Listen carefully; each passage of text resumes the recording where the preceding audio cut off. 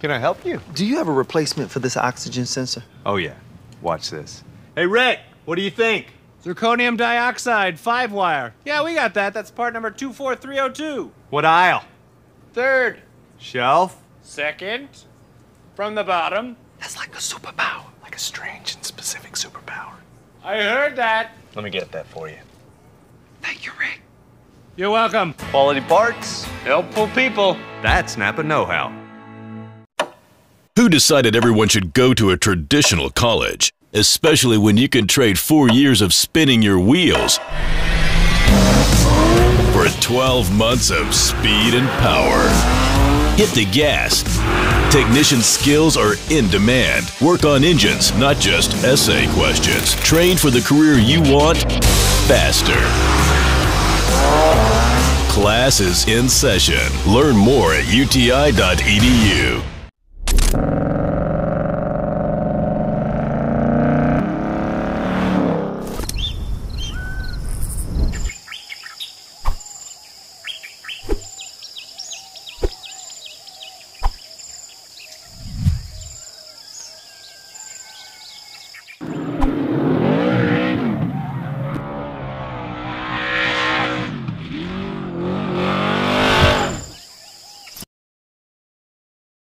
We're here at Formula Drift because we want to win. We're both gonna win, dude. That's right. We're both winning. Double winners today. It's happening. But we also want you guys to win. So go to blackout-motorsports.com to find out all the info about this crazy giveaway that we're gonna do.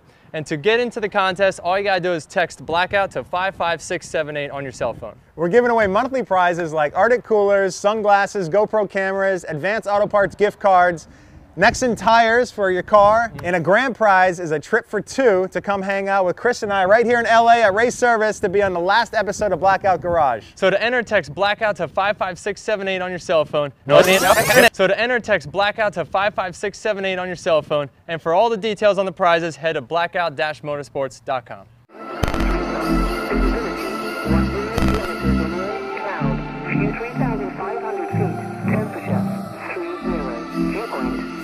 Boy, I just need you to show me.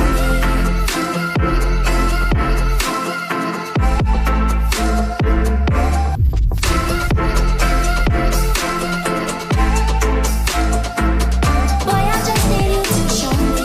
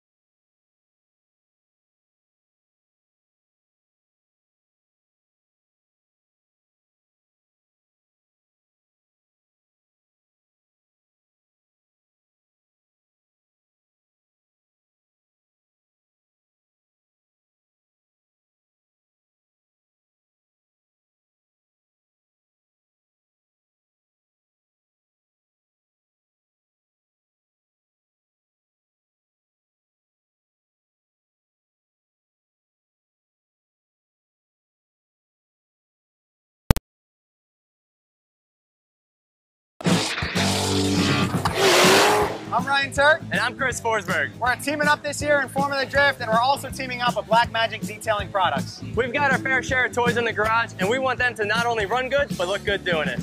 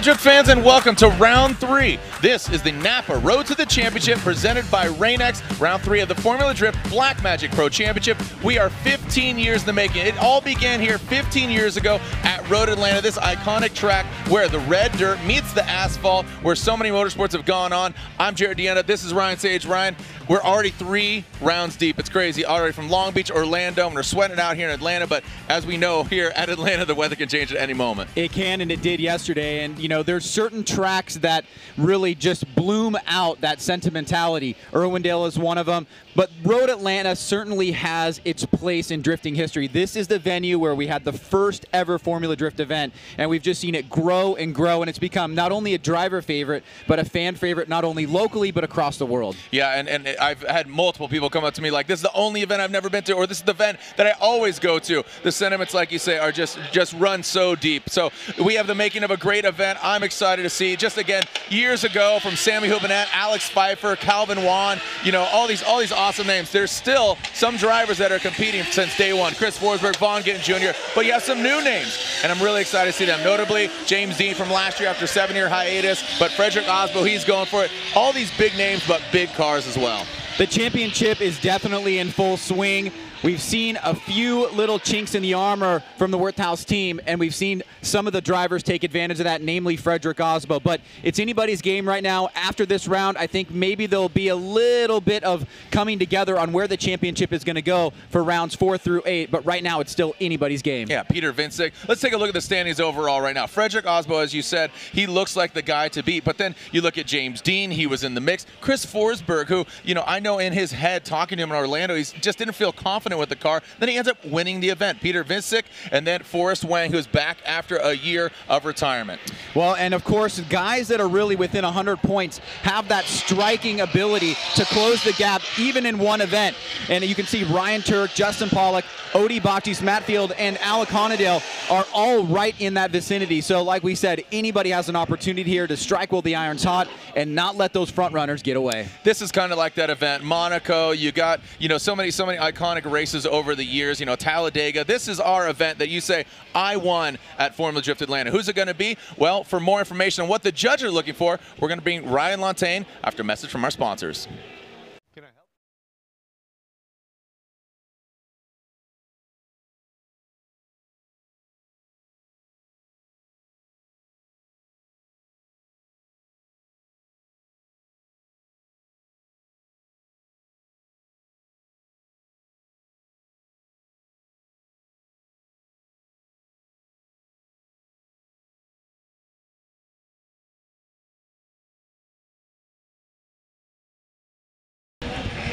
All right, and we're back here with Judge Ryan Lantain, this beautiful course here at Road Atlanta. Now, Ryan, we got through Pro 2 qualifying yesterday. Now we're into Pro qualifying. So once again, let's remind the fans what today's event format is all about. So each driver is going to get 2 qualifying laps. They're going to be non-consecutive, and they're going to get a score based on what the line, angle, and style judges are going to see out on track. They're going to keep the highest of the 2 scores, and those 32 drivers, 32 of those qualifying drivers will head into head-to-head competition, and any ties will be broken according to the lower qualifying score. Lower qualifying score. Now, this particular course is one of the most interesting. It's not only a fan favorite, but also a driver favorite. So it makes sense for us to take a look at the track map and just give us a breakdown of how you guys are going to be judging this particular track. So you can see on this map, the blue sections are going to be judged by the style judge. So any transition area, you can see the run up to initiation, including the initiation, will be covered by the style judge, and he will look at all the areas in between any scored line or angle zones, which will be in either outside zones, inside clips, or touch and go areas. So every single area on the track that's scored by line and angle will be worth 5 points, and then the style judge will have a total of 40 points to give away for fluidity and commitment. This particular track, like most of the tracks that we go to, has areas where it's expected that drivers are going to at least have some sort of a deceleration. Now, we used to have an acceleration-deceleration map. We're now calling it the decel map. Give us the significance of that and what the fans can expect in these particular areas? Anywhere you see the red lines on this map is an area where a chase car should expect the lead car to be slowing down. So in qualifying, we need the drivers to adhere to the same map. We want them to do in qualifying what we expect them to do in top 32 competition as well. So if you look at these red areas, that's where a lead driver can either slow down using the foot brake, the handbrake, lifting off the throttle, whatever might slow the vehicle down. So it's an off-throttle area where momentum will not be maintained. Okay. Everywhere else on the track, we are expecting them to either be accelerating or maintaining the same speed that they're at that point in time. And these areas might help you guys in case if there's a collision or contact or something like that, you're able to look at the lead driver. Was he slowing down too much or was that acceptable? Things like that. Exactly. If they're slowing down in an area that's not deemed a decel area, if there's a contact, a collision, anything like that that would have affected the chase car, that generally would go on the lead car for making an error as he's not supposed to slow down where the decel areas are not. Drifting around the world is known as a subjective sport. Style certainly plays a role. We've really thought deeply about how to define style and what that is. We used to call it IFC, that was the acronym. Now it's just FC, so tell us what F and C are. So F and C are fluidity and commitment. Fluidity is going to refer to the rotational axis of the vehicle, so how it rotates like this. Is it fluid? Is it smooth? Was the driver accurate? So when I say that, I mean when they were rotating to angle, did they get to the angle that they wanted to get, or did they have to add more angle or take angle away to get through that corner that they were approaching? Any of those corrections will be seen by the style judge. Well, we look at the commitment side of things. Run up to initiation is going to be part of the commitment. You want to see full throttle, full commitment all the way to initiation. At a high rate of speed, and then you want to see drivers committing to certain areas on the track. Now at this track at Road Atlanta, coming up to outside zone 2, which is kind of the entry to the keyhole area, we want to see the drivers coming up very deep in outside zone 1. So on that kind of, they'll be turning into the left, counter steering to the left as they come up the hill. We want them to come up as far as possible on throttle. When they get as deep as possible, add more angle, slow the car down, but use the momentum to fill outside zone 2. That's going to be a high commitment score when that's done. A poor commitment score there would be somebody coming up, lifting early, realizing I need to get on the throttle to get myself up the hill. That's a safer way to go through it, and that means less commitment. We want to be able to give drivers as much room as they can in order to express their own personal style and really push the limits, but you also want to have, a cutoff point where we have what we call incompletes, where drivers essentially get a 0 for the qualifying score. So let's talk about the zeros, or incompletes as we call them in qualifying. Incomplete runs include things such as spinning out, opposite drift. So that means you're drifting in the opposite direction you should be drifting anywhere on the track. And then a hood, hatch, trunk, doors, anything latchable opening on the course. Now this list doesn't include maybe going straight for a long period of time, having a mechanical failure that either slows the car down to the point where they're not drifting anymore, maybe they go 4 wheels off course into the gravel trap here. All those things would be considered incomplete runs. All right. Well, thank you, Ryan Lantain, for breaking down the judging for qualifying here. This is the Napa Road to the Championship presented by Rain-X, and this is round 3 of the Formula Drift Black Magic Pro Championship. Up next, it's time to qualify.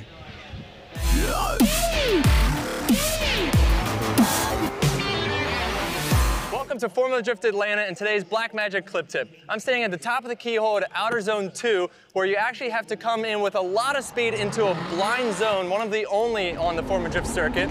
And you come up and over this hill through Outer Zone 1 on the throttle, you flick into the keyhole, give it a quick stab of the brakes and downshift, and if you don't hit that mark just right, you're either going to blow into the grass or come way on the inside. And the judges are only a few feet away and they see everything right here. So matches are won and lost right in this outer zone between Outer Zone 2 and Inner 1. So you have to make sure that you come over that hill.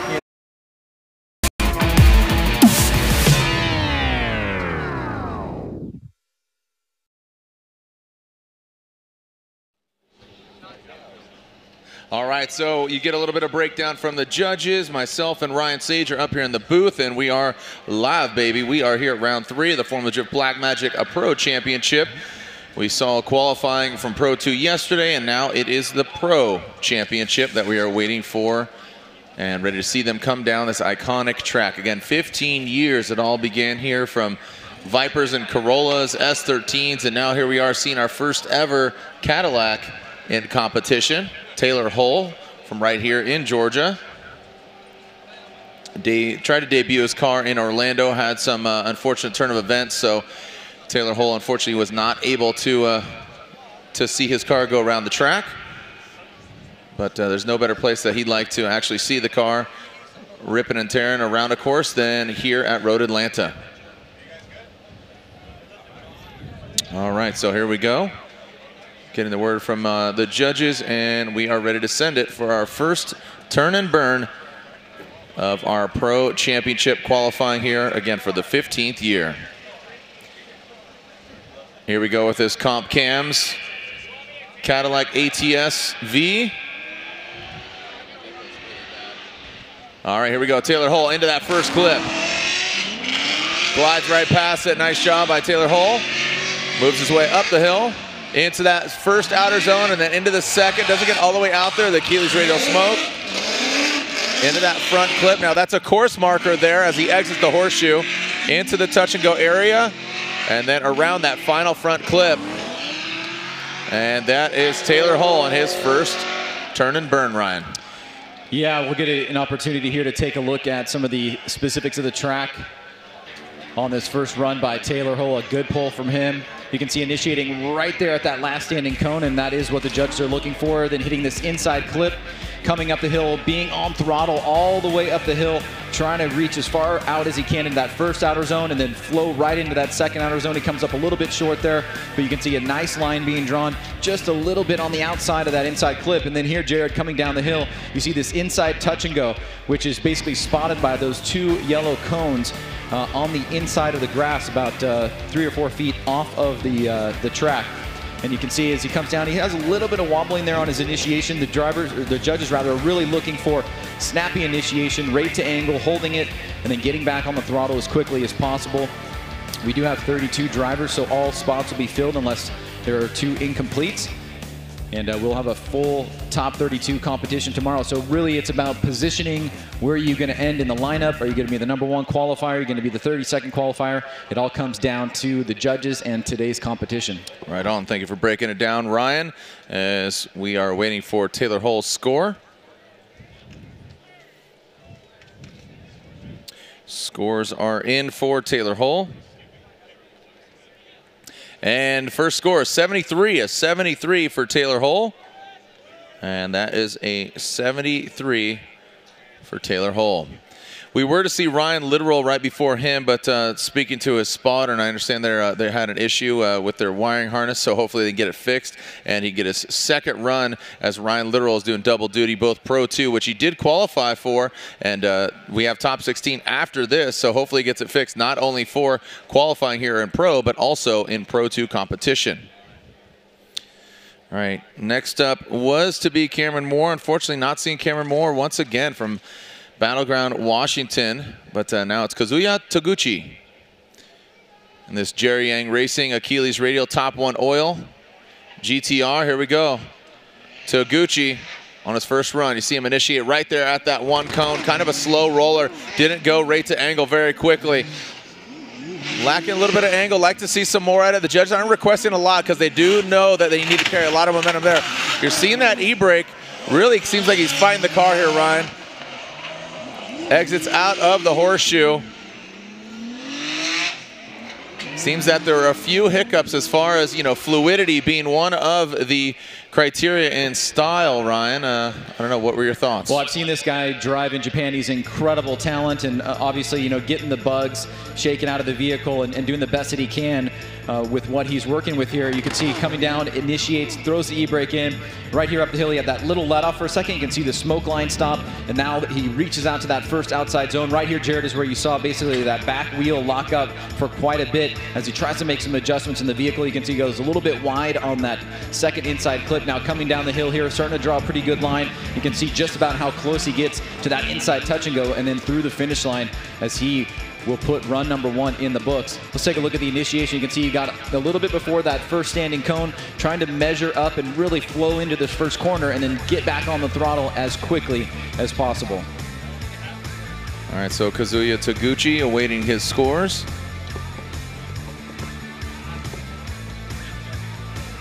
The Jerry Yang Racing Achilles Radial Top 1 Oil GTR. He's a Formula Drift rookie, as Ryan said. Seen him drive in Japan. New car for him.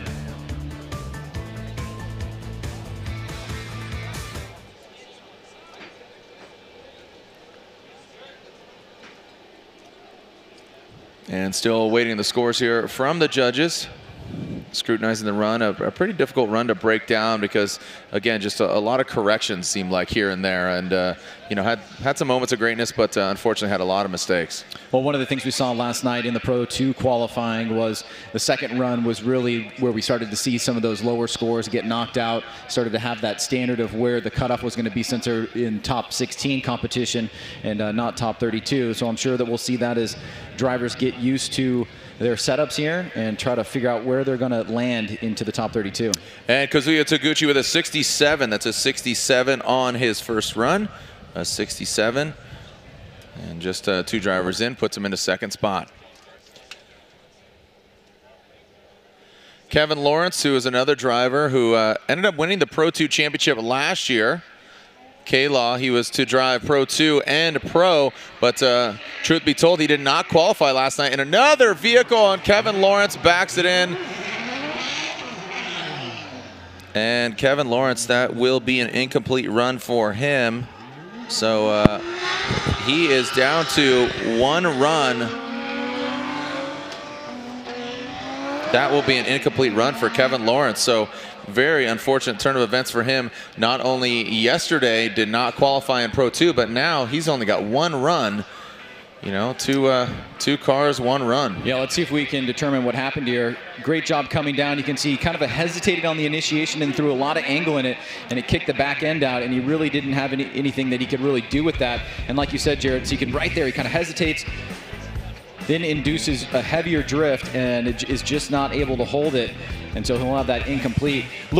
Last night it looked like he was actually struggling with the vehicle, trying to make what he had in his hands and under his feet work for him, and it just didn't seem to be doing what he wanted it to do. He was pulling a lot of e-brake coming down the hill and then just not really able to get back on the throttle. Here, a little bit of a different story, but like you said, down to his final run in order to qualify for tomorrow's head-to-head competition. Next up, Jeff Jones. Jeff Jones in his supercharged LS. Nissan Z. What do you got for us, Jeff Jones?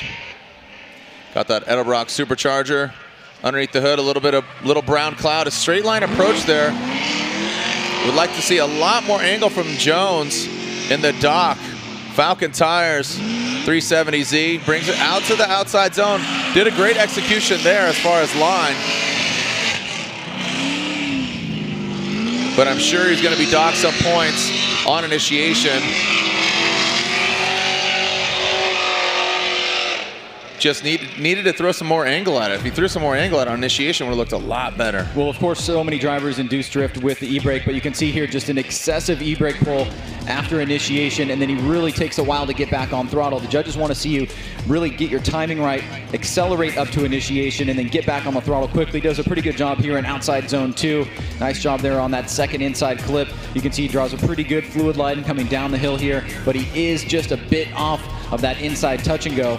So he will take some points off the table for that, but Jones has got 1 run in the books, and he'll have 1 more to go. Fortunately for these guys, you know, we started the season with 32 drivers, and with Cameron Moore not joining us, and we'll see who else does not, but that allows for some buy runs as well as qualifying position. It just dictates where you're at. You will be seeing head-to-head action that's depending on how many drivers eventually get a run, but having a score in the books, regardless if it's great or you know, or lackluster, they will get a score in the book. So let's see where Jeff Jones lands after his first run. All right, so take another look there at Jones, and looks like scores are in. And Jeff Jones with that Doc Falcon tires, Nissan 370Z is 66. A 66 there for Jeff Jones. So Jeff Jones with the 66 on his first run.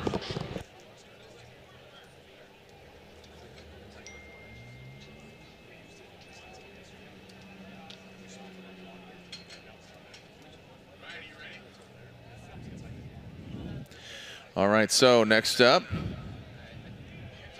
with the Galp Achilles Radial S13.5, we have that of Austin Meeks.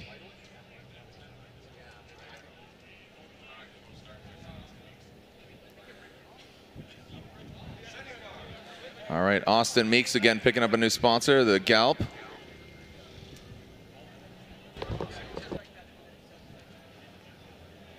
And away from the start line. Here we go. Austin Meeks. All right, throws it in. Good angle from him. Good execution. Liked what he did there. Very fluid all the way up to the hill. Throwing some more angle at it. Gets into the, no! Wow, narrowly escapes getting into the dust. Really flirting with the edge of the course. It did throw him off a little bit from that front clip.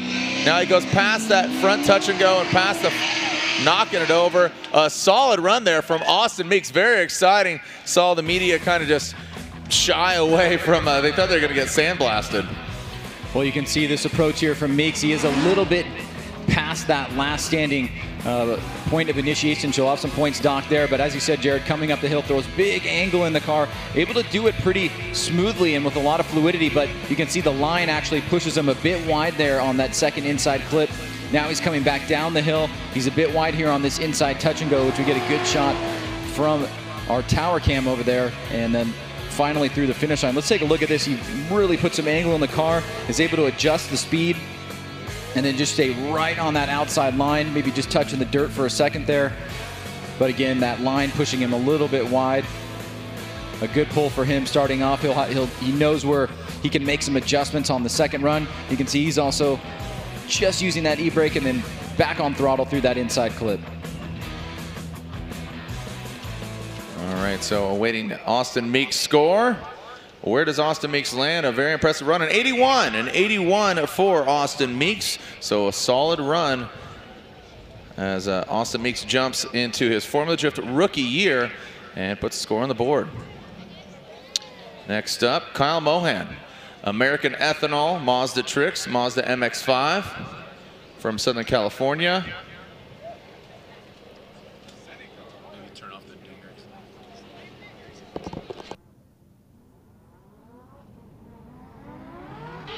All right, here we go, Kyle Mohan.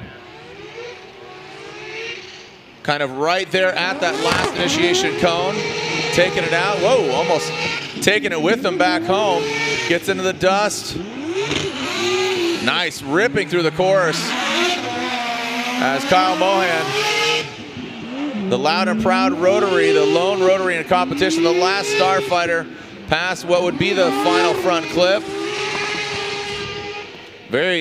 Very quick Kyle Mohan. Some nice lines there. But you can see just how important the initiation is right at that last standing cone. You can see the e-brake pull, and then Kyle gets back on throttle, but you can see he's a little bit inside there, kind of center punches that first inside clip. Now coming up the hill, great angle here, reaching out to that second outer zone, leaving it just right at the right time, hitting that second inside clip.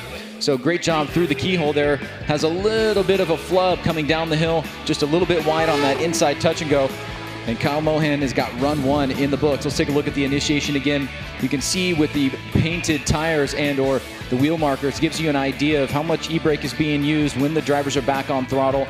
Obviously the smoke line, a good indication of that as well. And then here's Kyle up in the keyhole. One of the better jobs we've seen so far in this section of the course. Able to draw a nice smooth line. And then back down the hill just a little bit wide there on that inside touch and go. But he will have a score in the books, and we'll see where he locks in.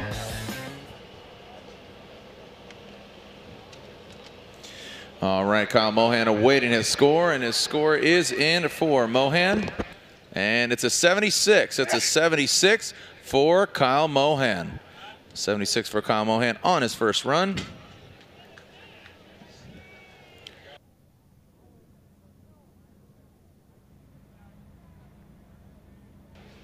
All right, next up, Farouk Kawai in his Reckless Racing BMW from Poland, originally from Poland, but now living in Northern California. Farouk, seems like he's getting that car worked out better and better each round. Let's see what kind of package he brought here to Atlanta. Throws it in, you hear a lot of squealing from the tires, little lift on the throttle, but stands right back on it. Some wavering, you can hear some hiccups, and oh, and that will be an incomplete, unfortunately, for Farouk.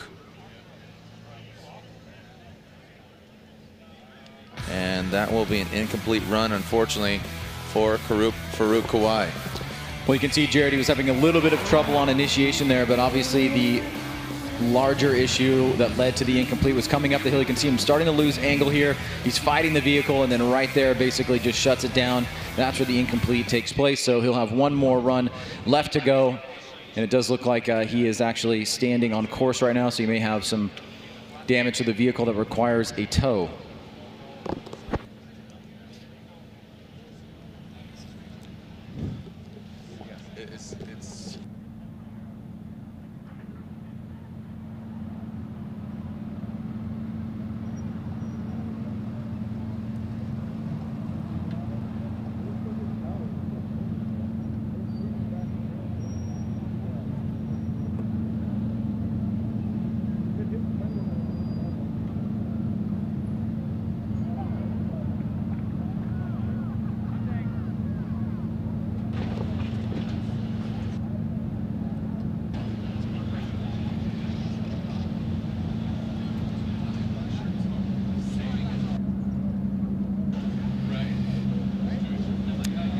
Well, if you're joining us here on the live stream, you want to win a free MagnaFlow exhaust, get out your cell phone and text MF Drift to 555-888. That's MF Drift to 555-888.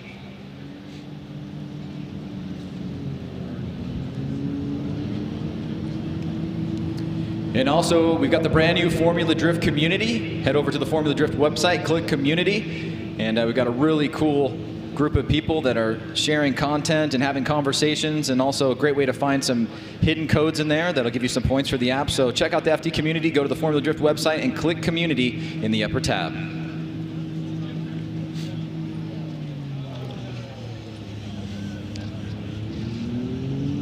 All right, well, we got to catch up with Dean Kearney, who's with Robbie Nishida and the JE Pistons tech segment.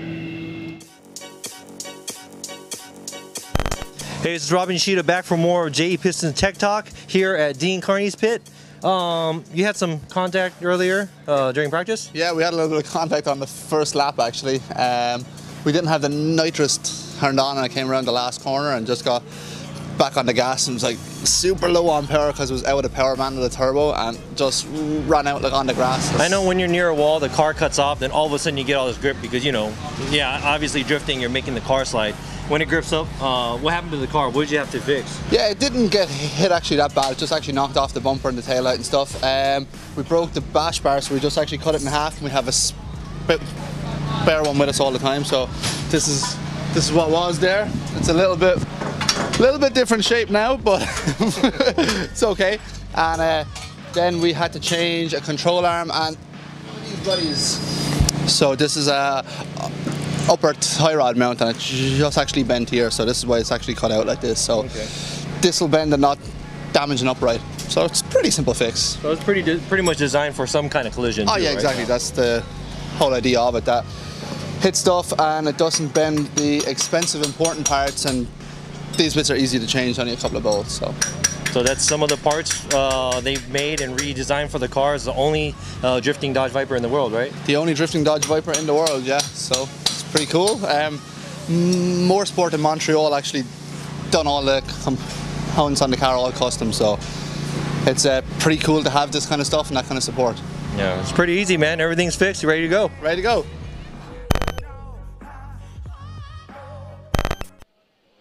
All right, well, thank you, Robbie, for that.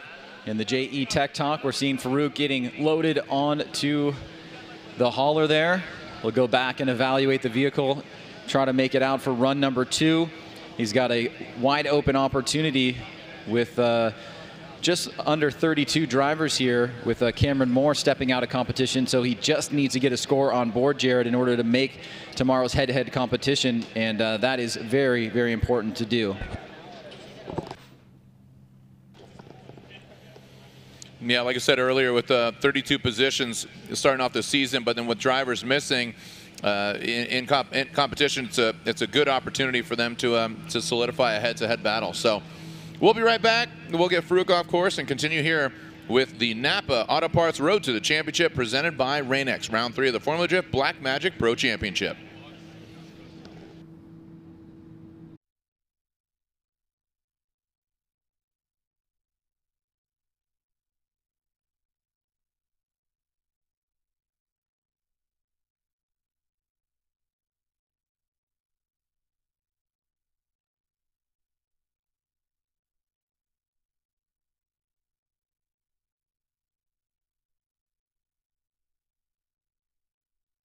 Every one of us starts out as a wide-eyed recruit, myself included.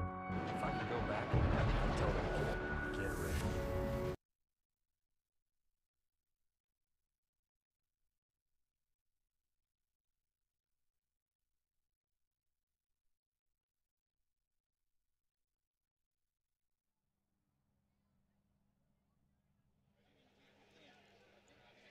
All right, so we're warming up some tires again of the Nexen variety. Dan Burkett, the only super here in competition in Pro Championship. Ula Jaeger in Pro 2.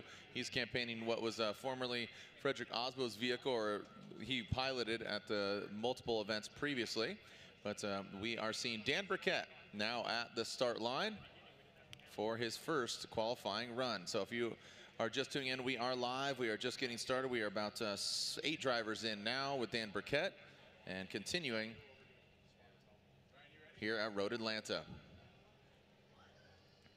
All right, so Rad Dan, as he's known, he on the webs as well as on the track. The mulleted one, Dan Burkett.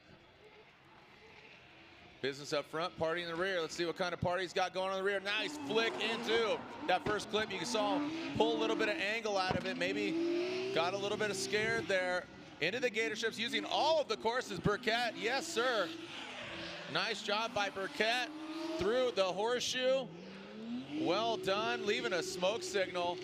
Dan Burkett, one of the strongest runs I've seen him throw it down. Make some noise for Rad Dan. Really likes his action in the horseshoe. Pretty aggressive run there. The judges usually don't like to see you break it the opposite way like that on initiation, so we'll have to see how they judge that. You can see he kind of drives a little bit straight through that inside clip, back on the throttle here now, coming up the hill, pouring on a ton of angle to reach out to this second outer zone, fills that really well, and then nice and tight on that inside clip. Now coming back down the hill, you can see driving through his own smoke line, does a pretty good job right there at the edge of the course, getting into that inside touch and go, and then finishing it off strong is Dan Burkett. Yeah, just an exciting run to watch, but technically, like you said, what are the judges looking for compared to what he threw down? You saw that kind of counter and then into it, and you saw him pull some angle out of it, so a correction there, but I liked his line, just very flowy, big, styly. You know, you see the smoke signal, just, and there it is.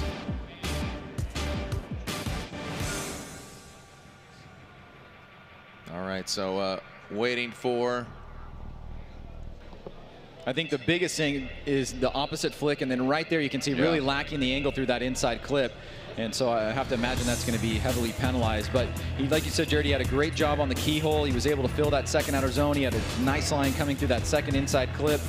I think it's really going to come down to the initiation and the angle passing through that first inside clip where the deductions are going to take place. All right, scores are in for Radical Daniel, aka Rad Dan, and that is a 0. That's an incomplete. So we're going to bring in Ryan Lontaine here. Ryan, again, it comes down to, it was exciting to watch, but technically not meeting the judges' requirements. At inside clip 1, he essentially straightened up completely and drove by the clip and then got the car back to angle. So after looking at it a few times from different angles, we concluded that it was an incomplete. All right. All right, so all the way down to that first initiation, they classified that as a straightening, so that will be an incomplete run for Dan Burkett. So unfortunately, it comes down to a second run as we are seeing Jonathan Castro. Jonathan Castro operating his Toyota Racing Toyota 86, Jardot Metaldon on Nexen tires. Castro rolls into it, not a big flick, but still looks really strong. Look at that. Solid job by Castro. Oh, you see some wavering there, trying to massage it. You can see him work his way out to that outside zone. Executes well in the keyhole. Now past that touch and go, really hanging his bumper over. That's a new instituted point, basically. Again, not an outer zone, not an inside clip, but an inside touch and go. Yeah, let's take a look here at Castro's run. Nice initiation there, right on that first, or that last standing cone. Smooth through that inside clip. Now coming up the hill here as he enters into the keyhole, he's going to struggle here. He had a lot of angle in the car and he had to pull it out. He makes an adjustment to try to get out to that second outer zone. Better job on that inside clip, but we'll definitely get some deductions. the entrance of the keyhole here. Big smoke line finishing up, hits that inside touch and go, and then finishes up run number 1.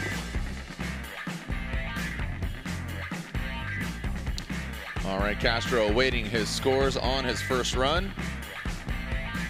Remember, let everybody know you are watching. Share the link on all forms of social media: Facebook, Instagram, Twitter, MySpace. Keep the conversation going. As hashtag FDATL. Ryan, I know you still got your Friendster, right? You got your Friendster account still alive and well. DJ Ryan Sage going live. All right, so again, Castro waits for a score. And there you go, 71, a 71 for Dominican Republic's own Jonathan Castro. Next up, Vaughn Gittin Jr. Vaughn Gittin Jr. Bit of string of bad luck as when it comes to head-to-head. Traditionally a lot higher here in the standings, but season is far from over. What does Vaughn Gittin Jr., the Monster Energy Nitto Tire Ford Performance Mustang RTR have? One of the FD veterans since day one, 15 years into that second outer zone. Brings it tight to that front clip. See a quick little correction there. And then into that final front clip. Well, it's got all the aggression that we're used to seeing from Vaughn Gittin Jr., especially on the initiation here. You can see very limited use of e-brake, letting that vehicle flow and then quickly getting back on the throttle here. You can see he's holding that nice line coming up the hill, just getting a little bit of chatter there, but maximizing the angle and staying deep into that second outer zone, tight through that second inside clip. Nice fluid motion back around. He makes a little bit of adjustment on the wheels there coming out of the keyhole, but a nice transition back around to the finish line. So for Vaughn Gittin Jr., a good run number 1 in the books. And we'll see where that lands him in the top 32 field, as he just guaranteed himself competition for tomorrow by getting that scored run. Let's see if he lifts himself. Lift yourself. All right, so again, Vaughn Gittin Jr. awaits a score, and scores are in for Vaughn Gittin Jr. 87 from Vaughn Gittin Jr. So our new leader, but quite a few drivers left to go through the course.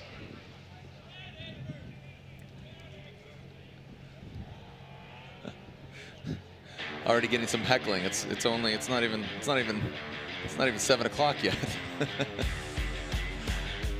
That's why you gotta love Atlanta. Thank you, Team Rowdy. Thank you, Drift Scum down there too. Drift Scum, the Sand People.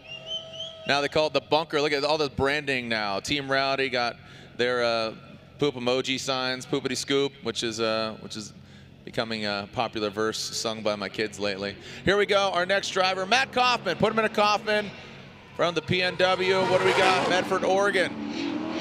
Good angle from him, that Ford Power Plant S13. Shred it. Up into that big angle from Kaufman. Bit tight to that front clip, knocking it out. Into that touch and go, and then the final clip, Kaufman.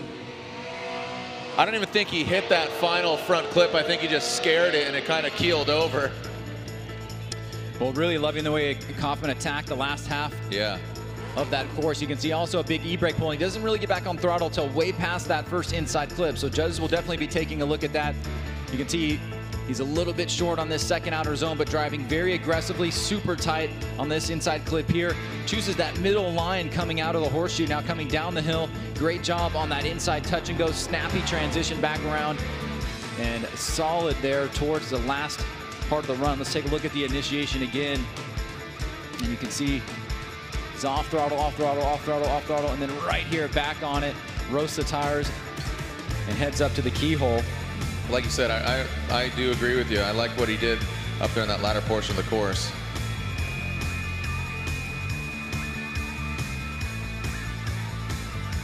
Just a fun driver to watch. Looks like he just wants to get it done and then get back up the hill and go shred it once again. Scores are in here for Matt Kaufman. And an 86. An 86 puts him in a number 2 position currently. That's an 86 for Matt Kaufman. Next up, We have Matt Van Kirk. Matt Van Kirk, another driver from the Pacific Northwest in the Closet Creations Popeye Energy S13. And here we go, Matt Van Kirk. Matt Van Kirk really coming on strong. Really like what he's doing, a Formula Drift rookie. Transitions up the hill. Nice, really fluid. Throw some more angle at it, but no, that's gonna end up in the rough, not in the fairway. Down by the beach. So Van Kirk with a goose egg. That is a 0 for Matt Van Kirk. Oh boy. Let's see how Van Kirk started things off. You can see initiating right at that last standing cone, getting a little e-brake there, and then back on the throttle through that first inside clip. Now coming up the hill here, you can see he's going to put some angle into the car, and then right here, front end kind of washes out, and he's not able to manage his speed accordingly, heads off course, and that is what gets him the incomplete. Here's a shot from the other side of the track, and you can see there, hits that cone and goes off course. Vehicle looks safe and sound, but he will have that incomplete to deal with on run number 2. All right, so Van Kirk, like I said, just kind of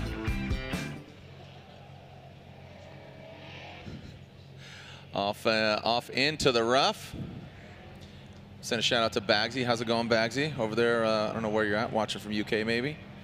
As next up, Chelsea Denofa.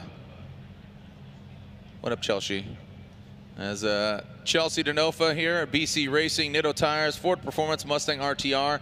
Had a bit of bad luck in Orlando, but he is back and with the vengeance. RTR stands for ready to rock on Vaughn's car, but now ready to rowdy. Let's see what you got. Chelsea Denofa. See if he can get some redemption, some three-wheel motion. We've known Chelsea to put on some wild runs here. See him running through the gears, you can hear it. Now hammering down. Filling all that outer zone, getting into the gator strip, scrubbing some speed. Yeah, dancing right there on that line. You can see him kind of halting it up.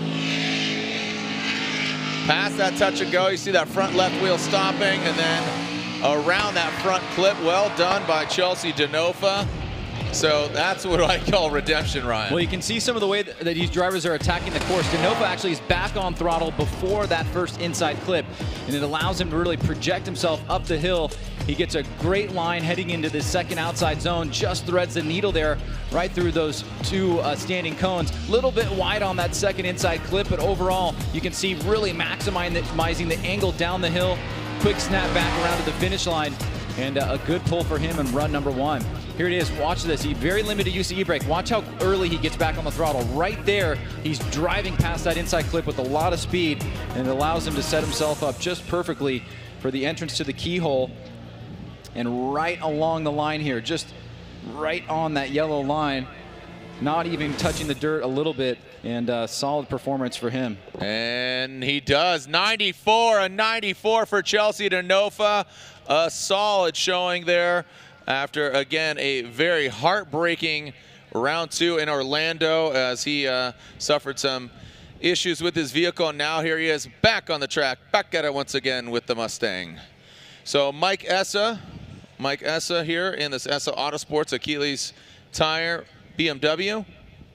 Former champion. You can see our leaderboard starting to shape up. But a lot of drivers to go through here. Michael Essa making his way down into that first front clip. Known for those backwards entries, just kind of a bygone here, looking for the execution. But no, Michael Essa still brings it. Nice. Really good fluid progression through the course. Almost gets out to that line, but allows himself that compromise. Doesn't go all the way to that second outer zone to stay tight to that front clip in the keyhole. Navigates past that touch and go, and Mike Essa, really well done from him. I would say that's a nice, clean, I don't even call it a safe run because it was still exciting to watch. Yeah, if you're paying close attention, it's really fascinating to see the different way these guys are approaching the initiation, where they get back on throttle. You can see Essa got back on throttle just right there, a little bit past that first inside clip. And coming up the hill here, Jared, you mentioned he was just a little bit short on filling that zone, but pretty good job. It allows him to draw a smooth line through that second inside clip, and then coming back down the hill, you can see he's driving through his own smoke line, a very heavy smoke line. Decent job there on that inside touch and go, and then through the finish line he goes. So Michael Essa starting off pretty strong. Let's see, as he comes into the keyhole here, he probably had maybe about a foot more to go, 18 inches or so, just to get to that yellow line. But for Michael Essa, this is a great first run, and he'll have one in the books, ready for run number 2.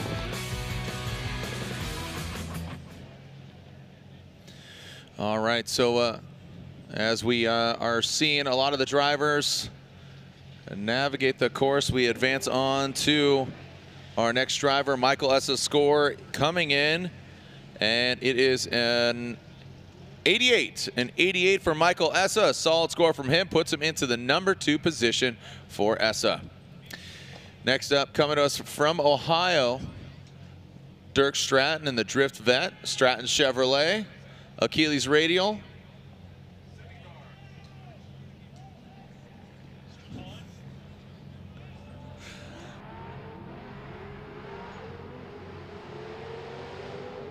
And here we go, Dirk Stratton coming into that first front clip. Big angle from him. Scrubs a lot of speed there, unfortunately. You see him counter up. Now turns on the smoke machine into that second outer zone, works it. That Lingenfelter sponsored vehicle, Fortune Auto Suspension. And past the final front clip. To be quite honest, Ryan, the exhaust note sounded a little bit like kind of was struggling there. Yeah, and watch the initiation here. You can see he's kind of roll into it, using limited e-brake, but then he lets it float. Doesn't get back on throttle till right there. And then you can see the smoke line. So he kind of had a little bit of a mistake in that particular area. Now coming into the keyhole here, pretty good job on that second outer zone. Nice and tight on this inside clip here. Now wrapping back around, coming down the hill. You can see he puts big angle in the car, trying to get as close as he can to that inside touch and go.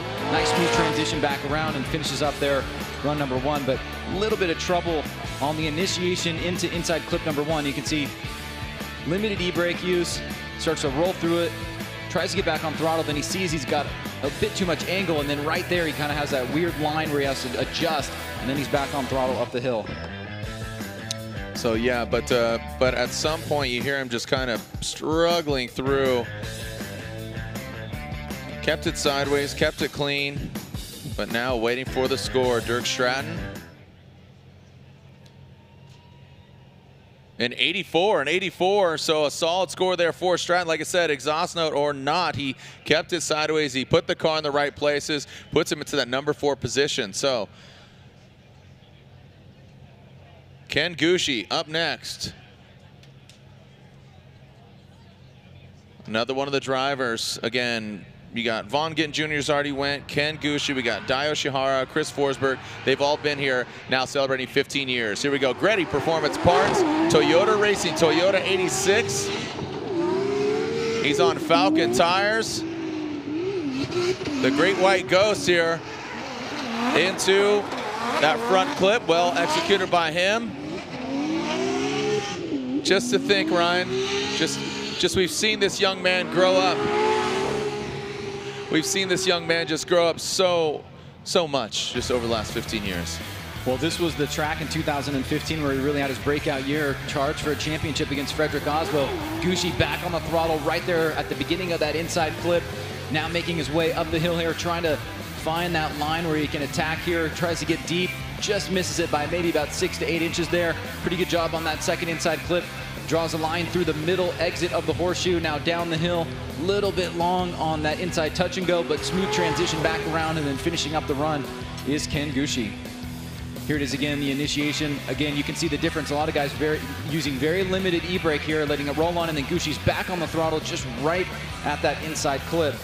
So doing a good job managing his speed coming down the hill. The judges really emphasize accelerating to the initiation, letting the vehicle carry out, and then back on throttle as quickly as you can. Very fluid run there from Ken Gucci. How is that going to work its way into the score. And scores coming in. And scores are in for the Goosh. 85 and 85 for Ken Gushi. Puts him into the number 5 position. So Ken Gushi, again, we've seen a lot of 80s as we move through and progress through our drivers list.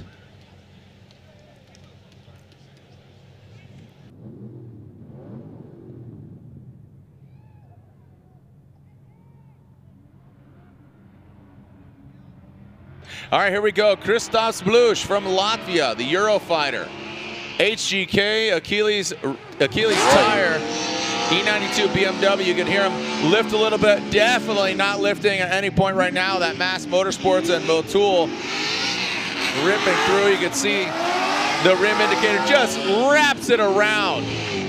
Absolutely dancing on the pole there around that clipping point. Well done by Christos Blush. Well done by Christos Blush. Yeah, I think this is a real chance to get up into the 90s. The initiation is on point. You can see very limited use of e-brake, and he's on throttle actually before that first inside clip. Now coming up the hill here, he's drawing a really great line. You can see he's smooth and solid and does a perfect job on that second outer zone. Very tight here. I love the way that he just came around that inside clip, wrapped around it smoothly. The only thing is he just misses that inside touch and go by a little bit. But so maybe have a few line points docked, but I think this is one of the better runs that we've seen so far. Very aggressive. You can see he's not really making any mistakes. He judged his speed accordingly. He was back on throttle very early, and a good performance overall for Christos Blush. All right, so Christos Blush awaits his score. They are coming in and seeing a max angle score, which is very impressive as we await the other criteria coming in. Style, which is comprised of fluidity and commitment, and finally line. And do we have a new leader? No, we do not, because it's tied with Chelsea Denofa. That's a 94 and 94 for Christos Blush from Latvia. So again, 94 ties Chelsea Denofa for that #1 spot. It's going to come down to that second run, and of course, still some drivers to run through here. Well, Jared, you're really starting to see the tendency of the judges and what they're valuing. And it seems that the initiation is so important for the setup of the run. So let's take a look here at Daijiro Yoshihara. Yoshihara, turn 14 distribution, Falcon tire, Subaru BRZ. A straight line approach. So you talk about that initiation and what Dai brought to the table is not what we've seen score highly, but now on the latter portion of this, puts the car in all the right places. Really standing on the throttle. Very fluid, consistent from this turbocharged LS BRZ. I got to tell you, outside of that initiation, but as you said, a lot of the judges scoring coming from that first kickoff. Well, what we're seeing here is the line is really solid from Daijiro Yoshihara, but you can see big long e-brake pull and then back on the throttle there. The difference between that and Blush and that and Denofa is that particular thing. We're seeing Dai drop a really solid, almost perfect line through that second outer zone, tight on this inside clip here. So I imagine his line points are going to be really high. But as he comes down the hill here, you can see he's tight on that inside touch and go. Nice, smooth transition back around. So it's really the initiation in that first inside clip that I think the judges are going to be paying attention to. You can see very long e-brake pull here, and then he lets it go here, but he's back on throttle there, which is about maybe 20 feet past that inside clip. All right, so Dai Yoshihara's score coming in again, 94 score to beat both Christos Blush and Chelsea Denofa, getting the 94, and Dai Yoshihara's score coming in. Turn 14 distribution, Falcon tires, BRZ. 87, that's an 87. Ryan pointed out, yeah, the style 33, so 17 and 16, and the worked within that is initiation. So angle good, line leaving some points open there.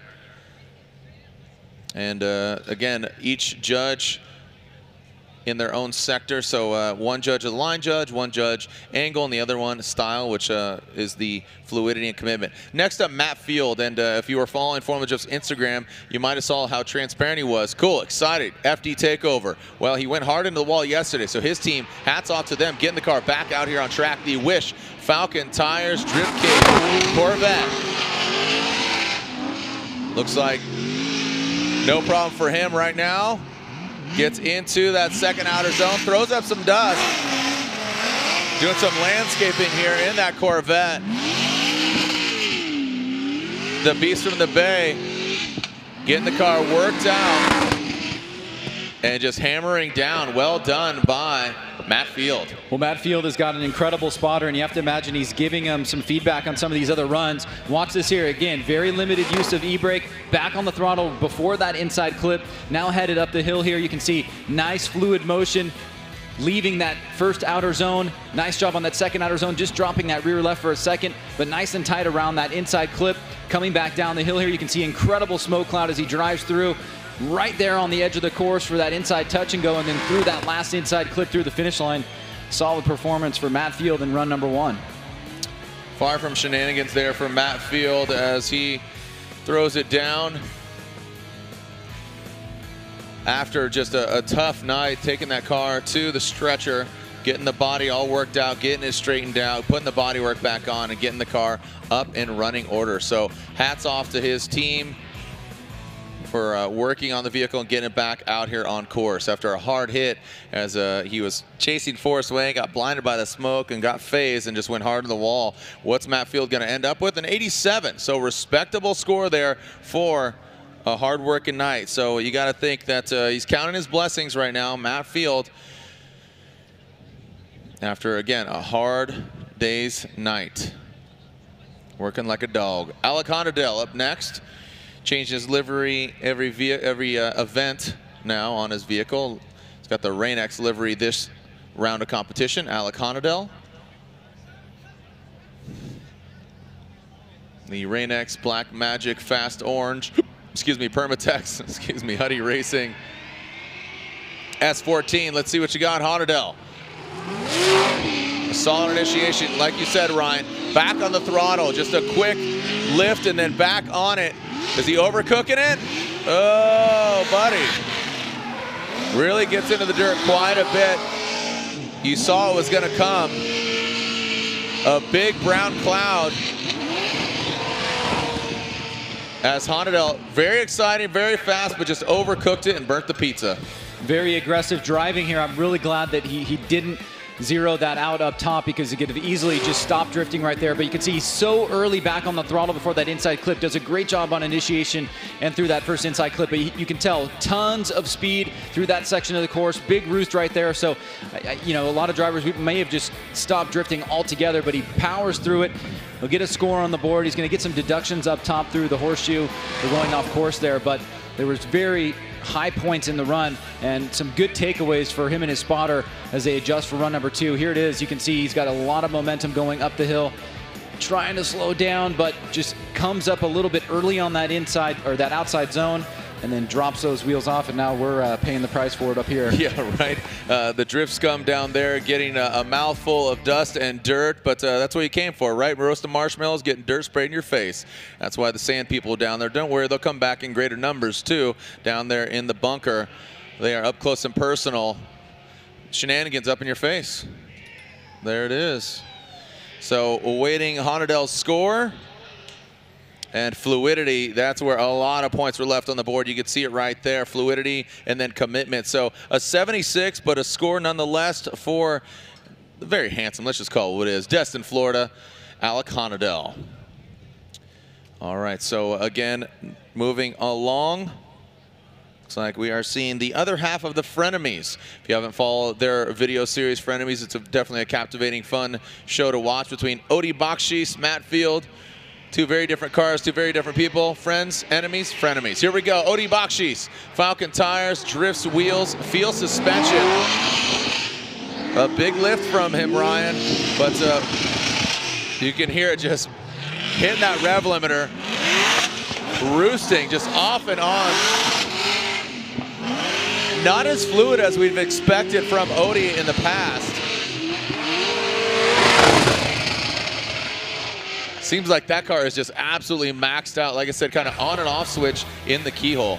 Well, let's take a look here. Odi, run number 1. Nice early initiation there. A bit of e-brake pull, but back on the throttle before that inside clip. Trying to set himself up, locking in on that line, coming up the hill here to outside zone number 1. You can see the front wheel locking up there, but he's able to just right there paint a perfect line through that second outer zone, tight on that inside clip, just tapping it a little bit there. Now coming down the hill, you can see he's lining up that inside touch and go, does a pretty decent job there, and then fluid through that last inside clip and through the finish line. Let's take a look at the initiation one more time. You can see very obvious here where he has those e-brake pulls, but he's still letting it roll out. And then boom, right there, back on the throttle. You can see the smoke line starting to generate as he heads up the hill to the second outer zone. And then right here, he lets off in that decel area that Ryan Lantain talked about in the opening. And then perfect, just putting that left rear wheel right there on that white line and drawing a smooth line to that inside clip. Odi Bakshi's with a 90 for Odi Bakshi, so well done from him. A very respectable score, a solid score from him.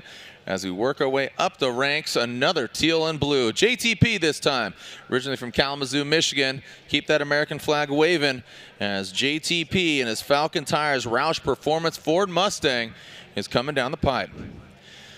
Justin Pollock. I have a feeling he's really going to go hard at this initiation. Oh, look at that. No, he kind of pedals it. Not pedals it by any means, but not compared to what he's done in the past, but very fluid from him. And now throws some more angle at it. Woo! Really on the edge of that course. Nice job by JTP, Justin Pollock, performing surgery on this track. Maxing out that angle, Ryan, that was a really exciting point. You see him, he got into that first outer zone and just threw some more angle at it. That was really solid. Well, I think Justin wants to lay down a clean, respectable run for run number one. He's back on the throttle here in that first inside clip. Now coming up the hill, really laying it on. Smooth line, big angle here, holds it right there, threading the needle. You can see a little bit almost like a late apex, but makes it look smooth on that inside clip. Really like the line that he's drawing here, and you can see he's just a little bit off that inside touch and go, but overall this is a solid performance. I think he's going to save that backward entry for run number two. Yeah, he likes to go really big on initiation, but as you said, Ryan, you got to think that's going through his mind. Put a safe run on the board, by no means safe, but just an exciting run. Tick the boxes and filling all of that second outer zone. I mean, shoot, he was practically in the laps of Drift Scum and almost just floated up there, putting that back bumper just over the dirt. And a 95 from JTP. An exciting run, deserves an exciting score. And a 95 for JTP Justin Pollock.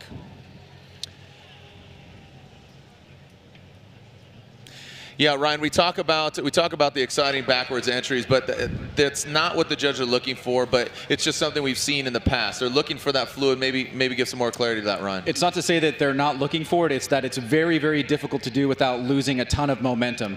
So if you can get the right momentum and you can keep consistent flow while doing it, then that's great. But a lot of times what we see is we see a huge angle and a reduction in speed, and then back on the throttle, and that's what they don't want to see. Let's see what Ryan Turks got into that first front clip, and a lot of scrubbing of speed. Seems like he initiated a little too early, given his package of what he's got, into that second outer zone. He's right there on the course's edge. Nice job by him.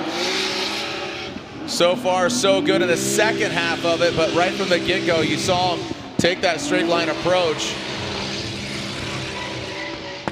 So Ryan Turk on initiation. Ryan, let's walk us through. You were kind of elaborating on that backwards entry, but here's Turk's entry. Yeah, you can see Turk using that, kind of breaking it loose the other way, big e-brake pull, and you can see that's the reduction in speed that if he was doing a backwards entry, the judges don't want to see that. They just want to see smooth and consistent flow through that inside clip and getting back on the throttle as quickly as possible. So however you navigate that area, whether it's low angle or huge backwards angle, as long as you're flowing smoothly through that area without that big reduction in speed, that's what they're looking for. Now we have a decel zone here, and you can see that the long e-brake pull is actually hurting Turk there because it's noticeably slowing down his speed through that section of the course. And what we saw from D'Onofrio, what we saw from Pollock, what we saw from these other guys that were in the high 80s to the 90s is we saw the initiation, letting it float out, and then actually even before that inside clip, they're back on throttle and then blasting up the hill. And that's some of the difference I think we've seen in some of these mid-range scores to the very high scores.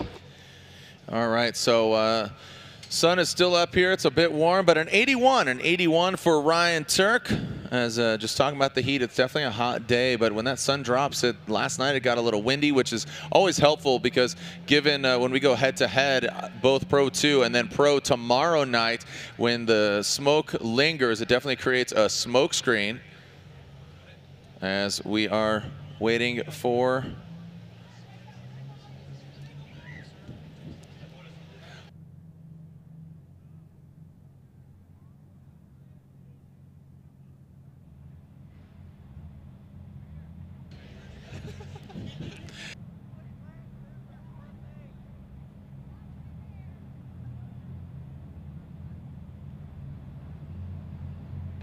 all right, here we go.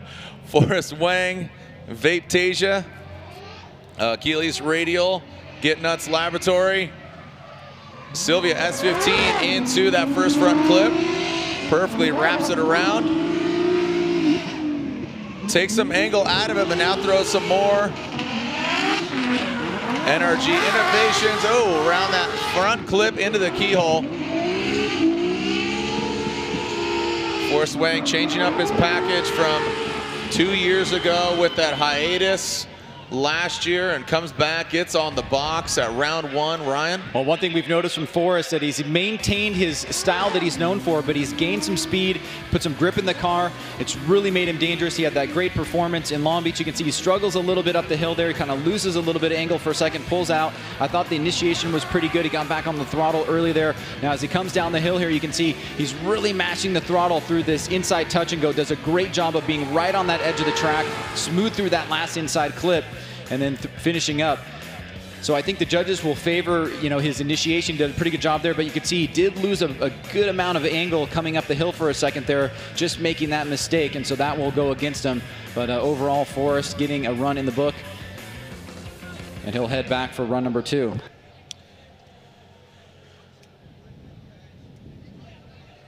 As Forrest Wang's score comes in, that's an 84. An 84 for Forrest Wang. An 84 for Forrest Wang on his first run, position 11.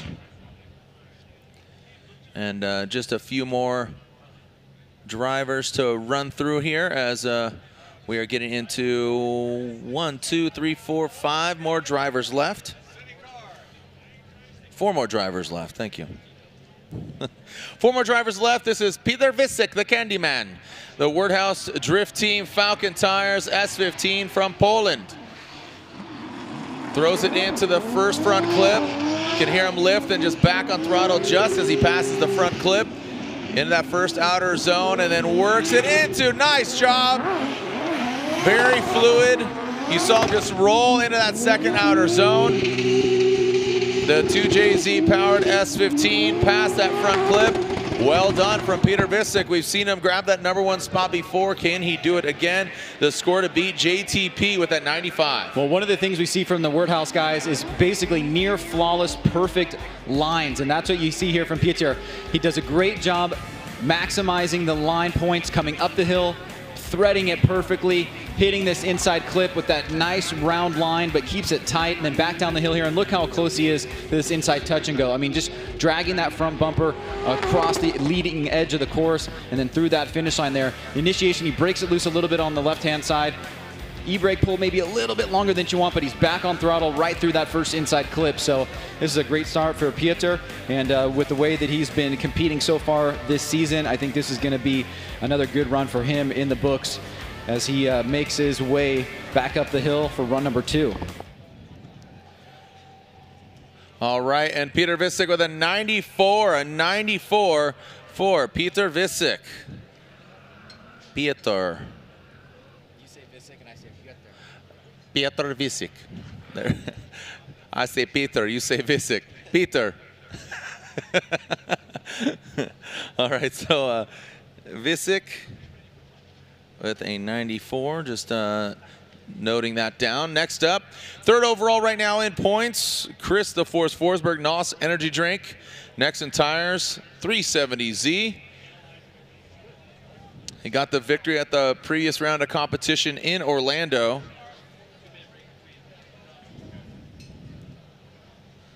As Forsberg makes his way through the chicane Here comes Forsberg, another FD veteran since day one, 15 years. Little brown cloud gets thrown up.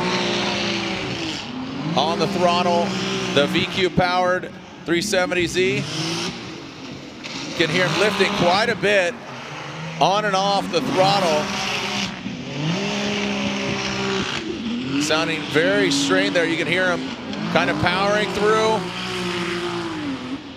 But up here in the keyhole, you could really hear a dramatic lift on and off.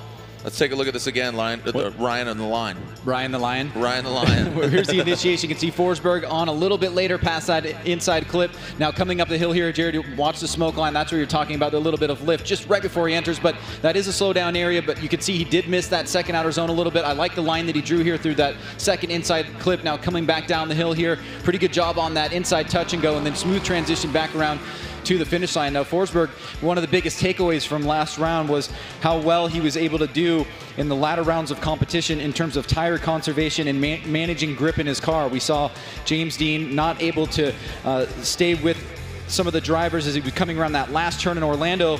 Forsberg had a little bit of a different approach here, and he was able to use that to get to the finals and get that win. We haven't seen him back on the podium for a while, and there's his first score. An 88 for Forsberg puts him into 6th position. And we have 2 more drivers left, and James Dean, who is our defending champion last year, comes back after 7 years of not being in formative drift competition, commits to a full season, joins Peter Visick in a 2-car Wardhouse Drift team. Identical cars, almost nearly identical outside of the color of their roofs and their numbers from a physical standpoint, but very different driving styles, but also very similar. So 2 very dynamic drivers, but right now it's all about James, the Machine Dean. James Dean throws it in. Man, you can really hear those Falcon tires bark. Consistent all the way up into that second outer zone. Really well done on that second outer zone, exiting the horseshoe. You know he's gonna bring it in. Boom, right there, just hangs the bumper over that rumble strip. And the Machine lives up to his name once again. Want to look at this once again here on initiation. Well, I mean, if you didn't know that that was James Dean, that was pretty much, at least in my mind, at first pass, a replica run of Pieter's run. He basically got back on throttle right at the same time. He drew pretty much the same line through that second outer zone, through this second inside clip here, maxing out the angle, smooth, fluid transition down the hill. Nice job, very tight on that inside touch and go, and then through the finish line. I mean, without the 130 on the top, that seems like a mere run to Peter Visick, so I imagine it's going to be quite a ways up there. You can see trying not to use the e-brake, letting the car flow, then back on the throttle early. And let's see what the judges have to say. All right, so as we wait for James Dean's score, we have 1 more driver after that, and it is the winner from round 1, Long Beach, California, Frederick, the Norwegian Hammer Osbo. Scores are in as the judges are taking one last glance. 95, a 95, again tied with JTP, that's a 95. Tied with Justin Pollock for that #1 position. So great way to start that. And yeah, taking a look at the different criteria there, Ryan. A strong showing from James Dean. Again, these guys vying for some cash, vying for some Black Magic product as the #1 qualifier, the top qualifier award, wins the Bling medal. And Osbo got that in Orlando. Can he do it again? Frederick, the Norwegian Hammer Osbo, slamming that Rockstar Energy Drink Toyota Racing Toyota Corolla on Nexen tires. Look at that, just flying up in that hot hatchback. Rides the line, keeps it out there too. Looked like he was just gonna hit it and quit it, but keeps it out there in that zone. Hangs the bumper. Just absolutely executing on this course, Ryan. Well, he is your current leader, and you see why here. Nice initiation, back on throttle right there, and then mashes it up the hill. Osbo in his lead runs, it looks a lot like this. He's really just mastered that. You can see great job on this second outer zone, wrapping through this inside clip here, tight. Nice line as he exits the horseshoe, coming down the hill, maybe just a touch wider than what we saw from James Dean, but a great run nonetheless. And the lead runs from Frederick Osbo have really made the difference, I think, in recent history for him, because it's been so hard for other drivers to go out and throw as clean of a lead run, and then they're just at a disadvantage there because Osbo is such a great chase driver. And as we can see from this run from him in qualifying, Papadakis Racing has really been able to fabricate an incredible car, and let's see what the judges think. Frederick Osbo, a 94, so just a bit outside. So again, James Dean, JTP, the top scorer so far after run 1. So again, who's going to come back? Who's going to go for it? Again, hopefully Ryan Little's got his car together when we come back. Run 2 for all our Formula Drift Pro drivers. This is the Napa Auto Parts Road to the Championship presented by Rain-X. Round 3 of the Formula Drift Black Magic Pro Championship here at Road Atlanta. Run 2 from all the drivers when we come back.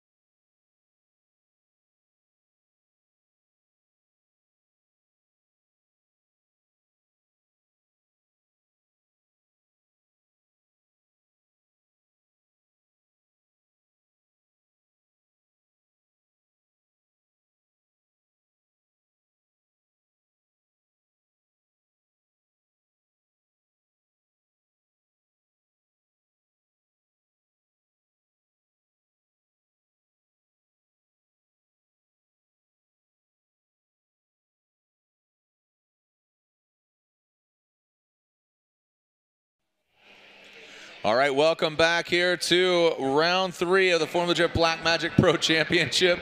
And this is the Napa Auto Parts Road to the Championship, presented by Rain-X. I'm Jared Deanna. Joining me up here once again, Ryan Sage, and just got insight from Ryan Lantain. Sorry, I got my Ryan L's mixed up. Ryan Litteral's warming up his tires at the top of the hill. But getting some insight from Ryan Lantain, one of our 3 judges, next to Brian Eggert and Andy Yen.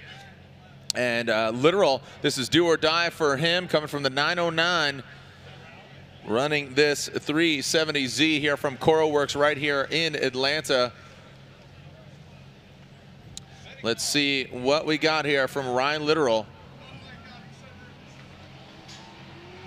And Ryan Litteral coming down, again, a new car for him, locks it up. You see a little bit of braking.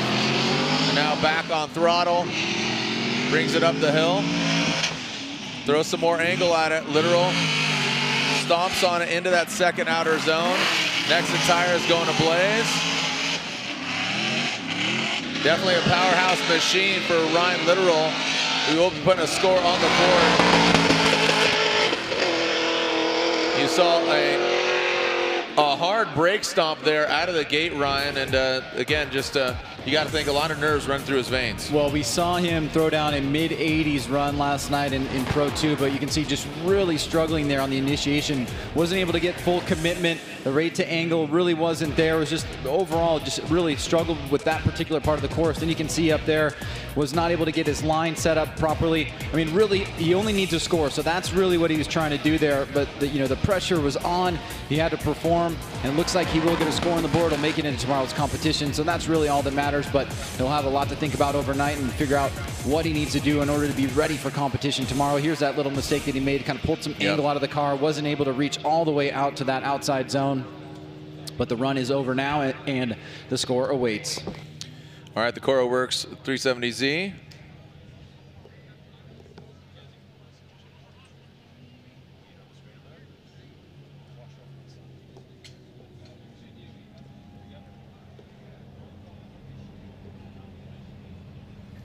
All right, so the judges really scrutinizing the run here. And again, we have the 3-2-1 cones, and they are to initiate by that final one standing cone. That's just off to the left. And let's take a look at this again. 3-2-1 right there, and then you see him lock it up and throw it in. Ryan, yeah, we saw that a lot in Pro 2 last night. Guys that were going very far past that last standing cone. It didn't necessarily result in an incomplete, but you can see that he just had so much trouble with the initiation. He wasn't really able to fully commit to the initiation. Right there, he tried to, and almost is kind of like a double pump. So he's right on that line, and we'll see what the judges think. All right, so Litteral awaiting the scores.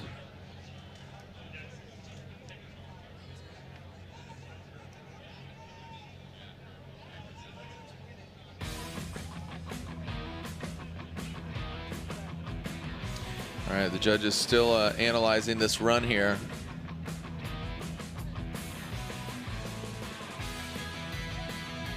All right, so again, the judges, the scores are in, and I'm thinking that it is not such good news for Ryan Litteral, unfortunately. And the scores are in for Ryan Litteral, and that will be, from what I saw over the shoulder, that is an incomplete run. So unfortunately for Ryan Litteral, that is an incomplete run. I see Lantain put his headset on, and Lantain, please. We clearly, as you saw, we watched. I'm not on. Not on.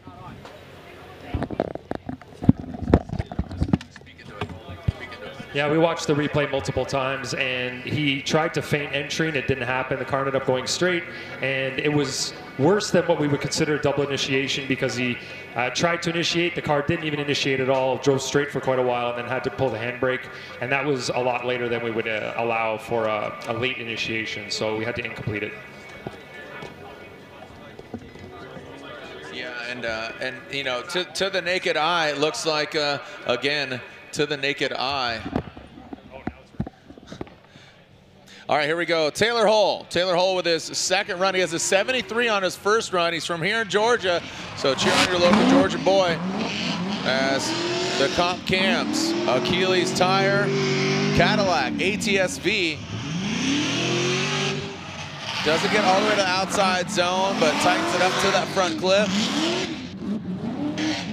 Exits out of the keyhole. And then into the front clip goes Taylor Hull. Seeming a lot more comfortable behind the wheel of his Cadillac. Well, he's got that 73, so he's in the mix, but another driver's struggling. You can see he had a little bit of an approach there.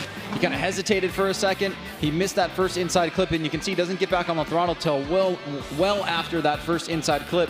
Now coming up the hill here, he does a good job drawing a line, but it's a shallower line. He's not able to get to that touching or that second outside zone. Now coming down the hill here, he's going to want to ride along that inside line towards that touch and go. He's a little bit long there, so making some mistakes. He's got that 73. He's in the show, but trying to improve his performance. There's kind of like that double pump that shows a little bit of hesitation there. Man, definitely these guys, again, you're seeing them. All right, as we look at the run once again here for the judges.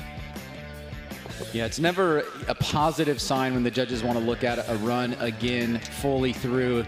It means they're wanting to see if there's anything that could be justified as an incomplete. I have to imagine it's going to come down to the initiation, as we just saw from Ryan Littoral. But either way, Hull is in the competition tomorrow. It won't matter. He's just trying to improve on that 73. All right, so as still waiting for the scores from the judges. Like you said, Ryan is 73. Keeps him in contention, or in head-to-head competition, I should say.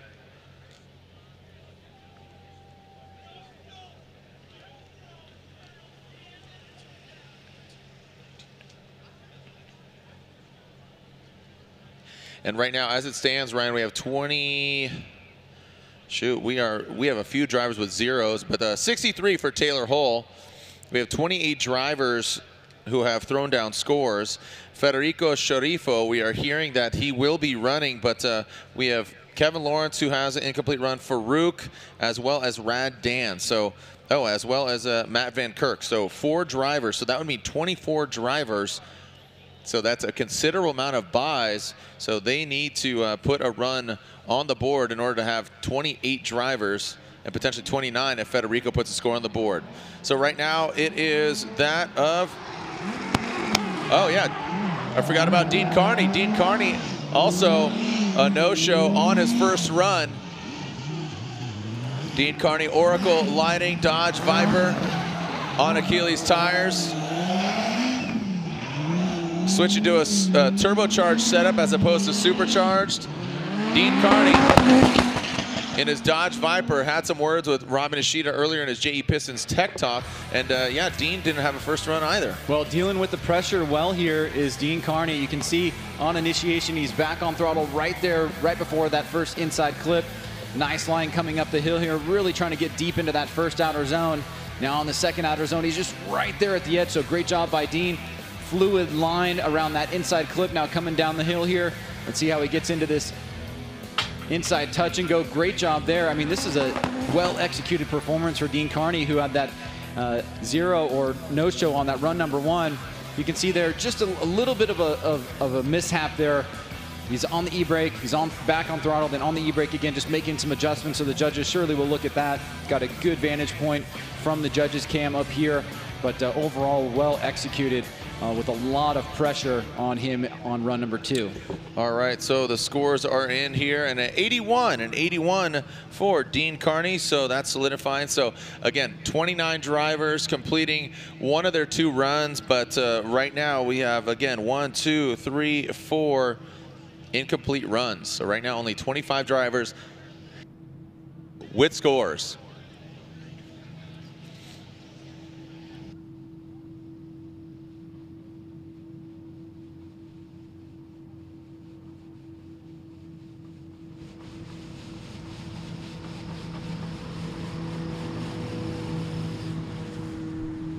Win a set of wheels. Tag a photo of you watching this weekend's event. Hashtag FDDRIFZ. Why not win a set of wheels from Drifts Wheels?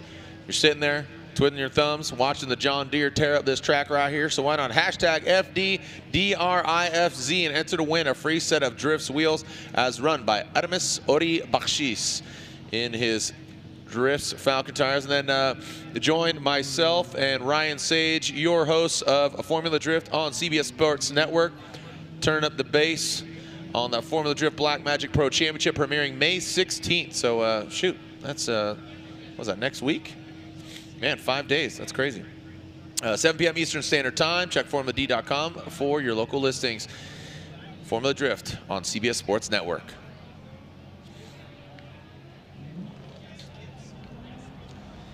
All right, next up. So not seeing Kazuya Taguchi. All right, so Taguchi is a scratch on his second run. So right now it is Kevin Lawrence. Again, Kevin Lawrence, he had 2 runs in qualifying in Pro 2, unable to throw down a run. So he will not be seeing Pro 2 competition. And right now, he is sitting on an incomplete run once again. He needs to put down a score, otherwise he will not see any Formula Drift competition tonight or tomorrow night. Here we go, Kevin Lawrence in Juku Racing, S14.3. Brings it in. Past that first front clip. Looking like his eyes are on the prize now here for K-Law. Past that second outer zone. Scrubs a lot of speed. He's off that front clip. Looks like potentially hiccuping there. Now brings it a wide apex there out of the keyhole and past the front clip. So Kevin Lawrence, no pressure, buddy, but puts it together. Kevin Lawrence puts a run on the board, Ryan. Well, even though that wasn't the best run we've seen from Kevin, he certainly did well under the pressure, especially on the initiation. We saw him struggle there with the past 3 runs. He's able to get through that pretty much unfazed.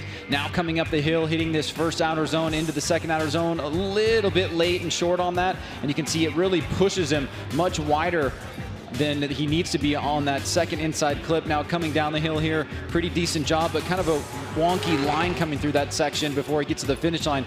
But it's all really just small criticisms in the overall scheme of things. He's going to get a score. He's going to be into tomorrow's competition, and that's pretty much what his goal was here in run number 2.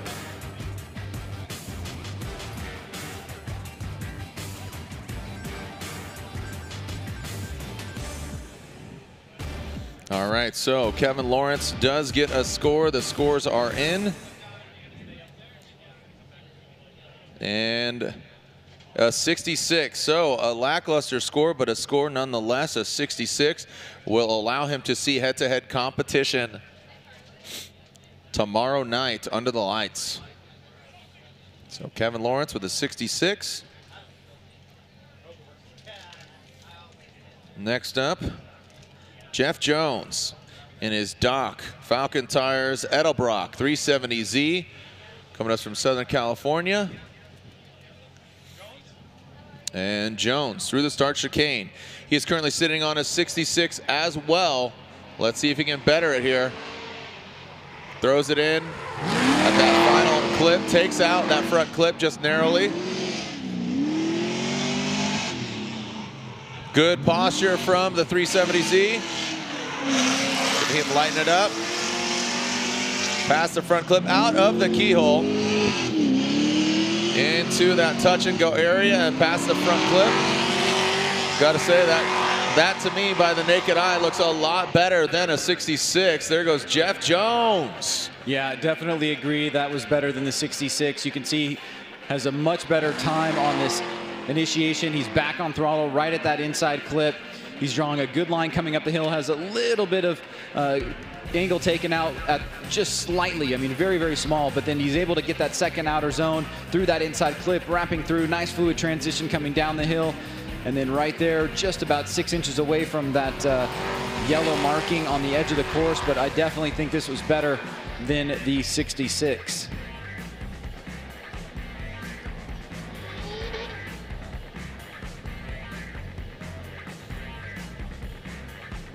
All right, so Jeff Jones, his run being analyzed here by the judges. Next up, we have Austin Meeks. He's at the top of the hill, already warmed up his tires. Check, check. Lep. There we go. An 82, so considerable points jump there. So an 82 on a second run jumps him up to 17th spot. All right, next up, Austin Meeks with an 81 on his first run. I'm sure he's going to go for it here on his second run.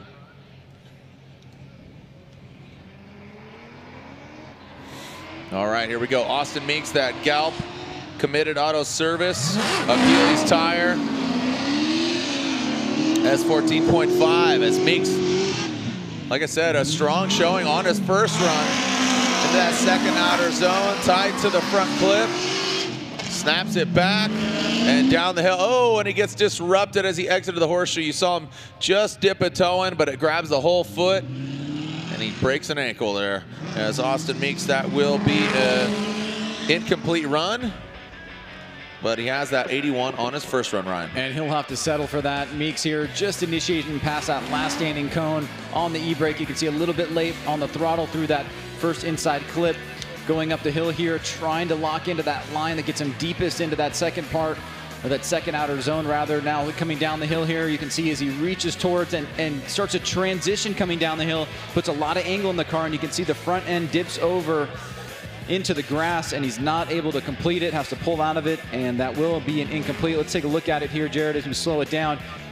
The angle really is what bites him. And then right here, you can see he goes off course. Yeah, it seemed like a combination of the angle and he just dipped it in as he exited the keyhole. So officially, Austin Meeks with an incomplete run on his second run, but his first run of an 81 will stand to be the better of the two, obviously. So next up, Kyle Mohan, the menace from Long Beach, California, who is piloting the American Ethanol Mazda Trix, Mazda MX-5.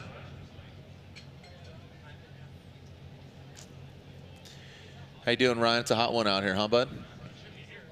Yeah, getting nicely blasted in the face. You're getting a solid blast.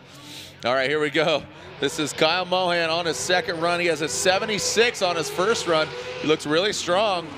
Can he do it again, or let's see if he can do it better? Some wavering there. Oh, throw some kitty litter. Just puts the back end of his MX-5. Just dips it in.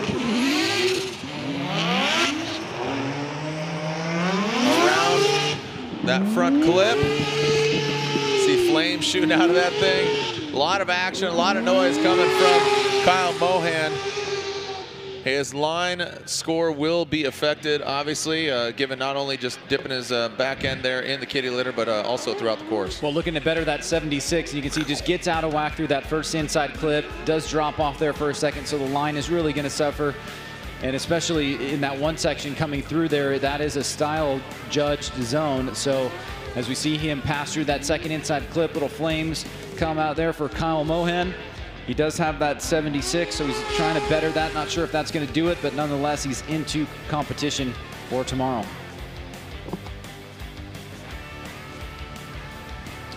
All right, so Mohan awaits his score.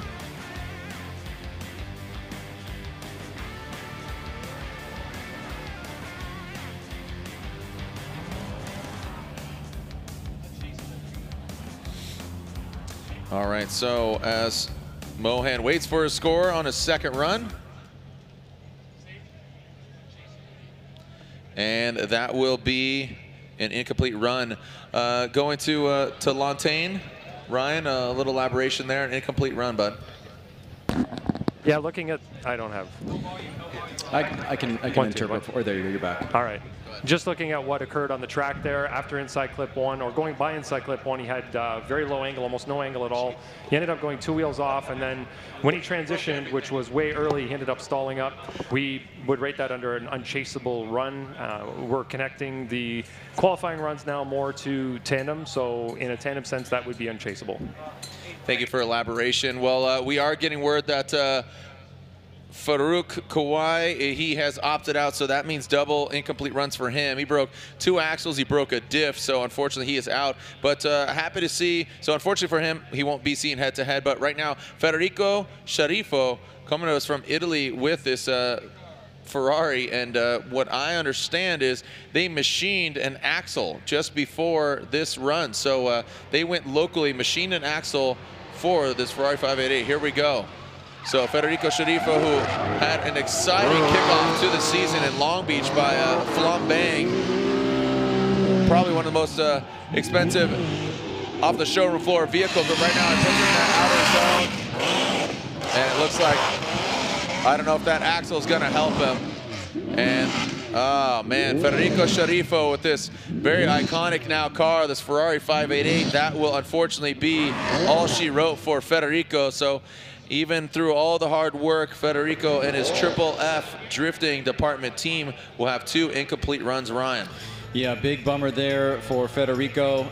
It looked like he was starting off pretty decently and got through that first inside clip. You can see he's on the throttle a bit later there, but he's looking to just lay down a score. Now coming up into the keyhole, this is where it starts to get a little bit troubling for him. Right there, the car shuts down, and he was trying to get back on the throttle, trying to make left not burning, trying to kick it out, but obviously something is mechanically unsound with the vehicle, and he does have a clear incomplete.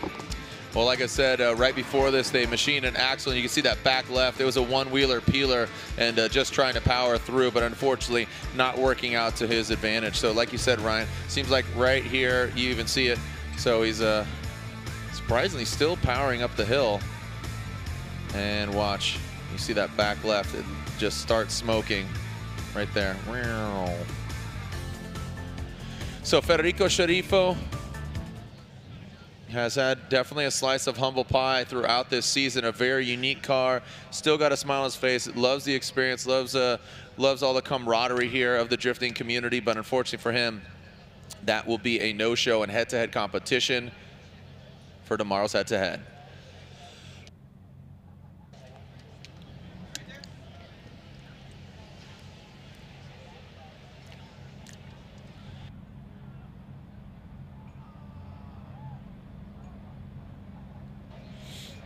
All right, so we will pull Federico off the course.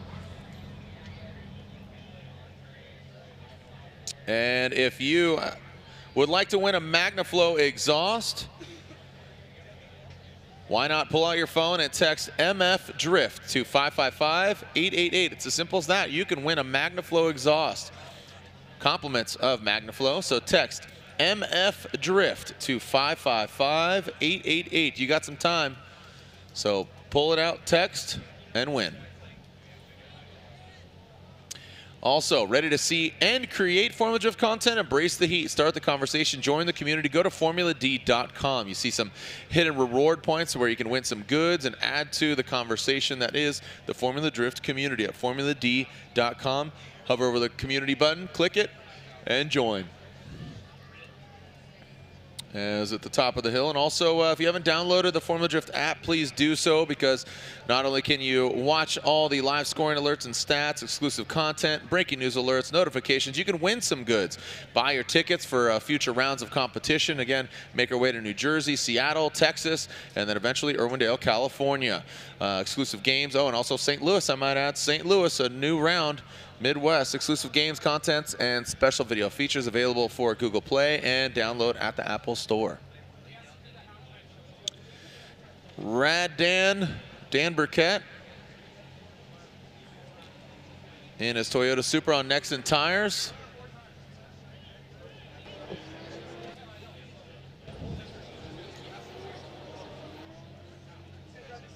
As Dan, we are just not even halfway through the second runs, taking a look at the schedule. Remember, Pro 2 is this evening.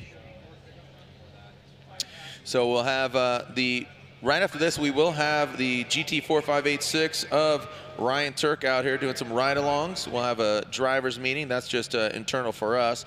But official practice for Pro 2 from 9 to 9:45. And then opening ceremonies. And we'll be going live stream at 9:45. Here we go, Rad Dan. in his Toyota Supra. Rad Dan already sitting on, or sorry, not sitting on a score. This is do or die for Dan Burkett. He needs to put down a score. The Nexen tires go ablaze through the keyhole. Looks like he's keeping it consistent. Remember, he had that mistake on initiation, but now, no problem. Rad Dan will be getting a score. Let's take a look at this again. I don't want to speak too soon here, but 3, 2, 1, flicks it in right there. Yeah, and big long e-brake pull, but again, Jared, he's just looking to get that score. But either way, with some of the mistakes that were made, I just love the way that he brings this driving style to the table. It's very fast, it's aggressive, it's very smoky. It's such an exciting driver. Been really love watching him develop. And it looks like he is going to lock a score here and get ready for tomorrow's competition. All right, so Dan Burkett, Rad Industries, Nexen tires, Toyota Supra. Looks like he will be parting in the rear, talking about tomorrow head-to-head competition in the hair game.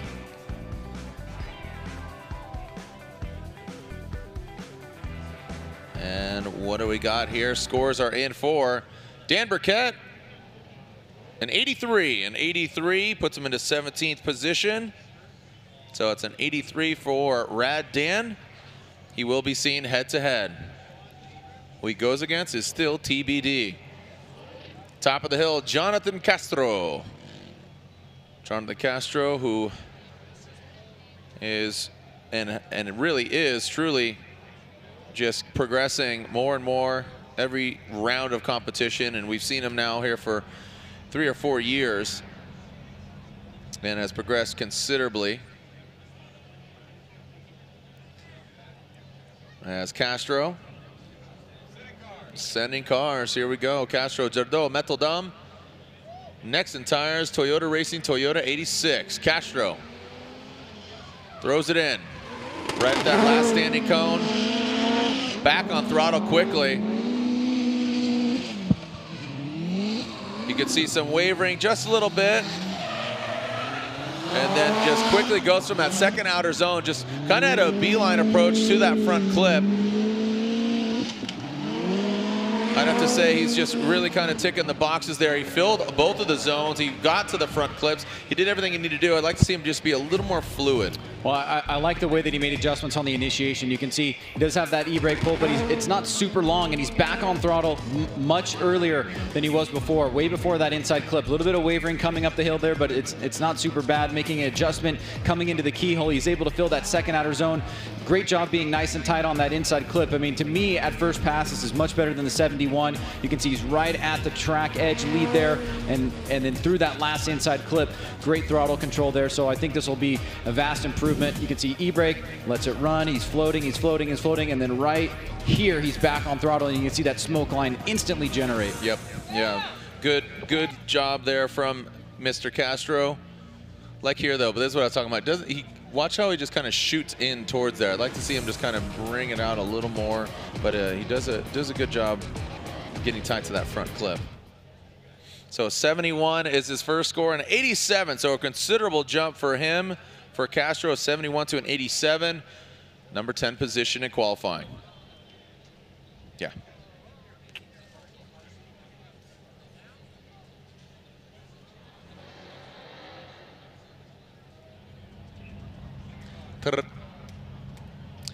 Next up, Vaughn Gittin Jr., Monster Energy, Nitto Tire, Ford Performance Mustang RTR. He had an 87 on his first run. I'm going to think that he's going to throw down. This is a good opportunity for him to get familiar with the course. Really ripping up the hill. You can see how loose the suspension setup is.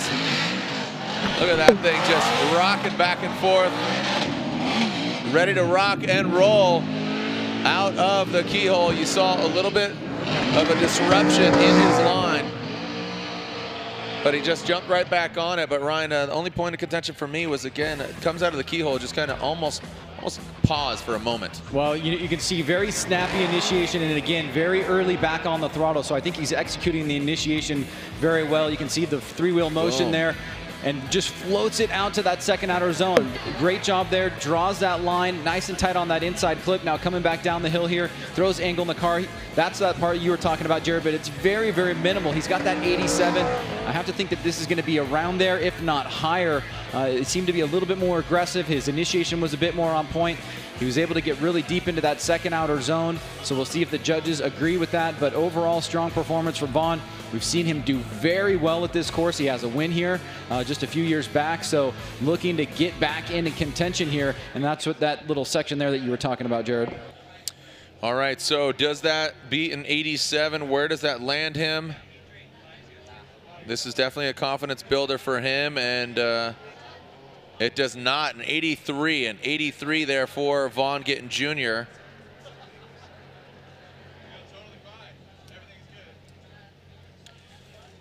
The sun is setting, and man, cools down about 10 degrees as that sun sets.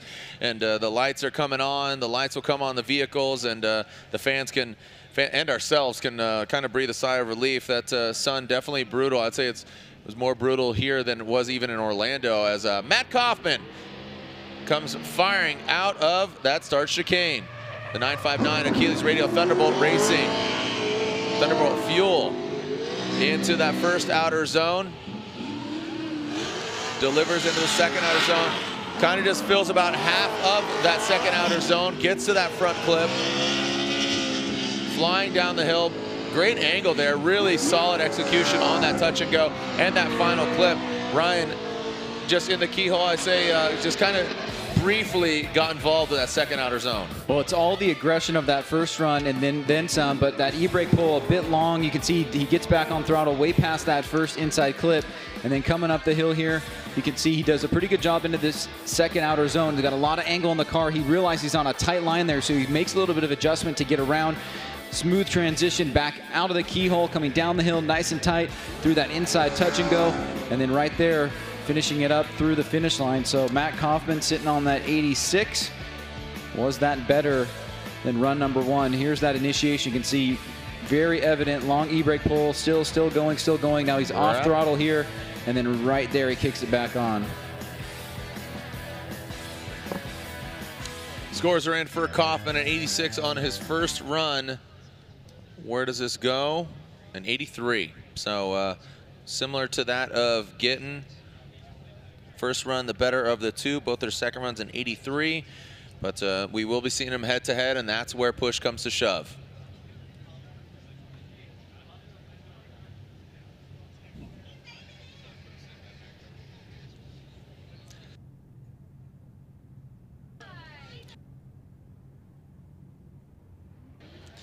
All right, next up, Matt Van Kirk. This is do or die for him. Closet Creations, Popeye Energy Drink, S13. As Van Kirk, very fluid right now. Almost kind of a silent assassin.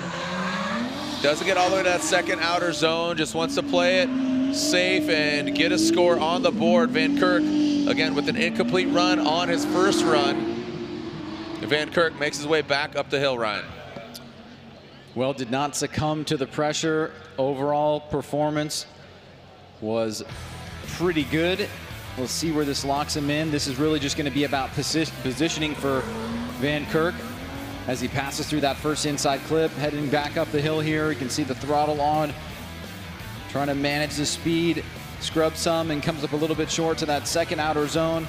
Better job there through that inside clip, leaves the horseshoe right on that middle line. Now back down the hill, right there on the yellow and black markers, coming through that final inside touch and go, and then through the finish line.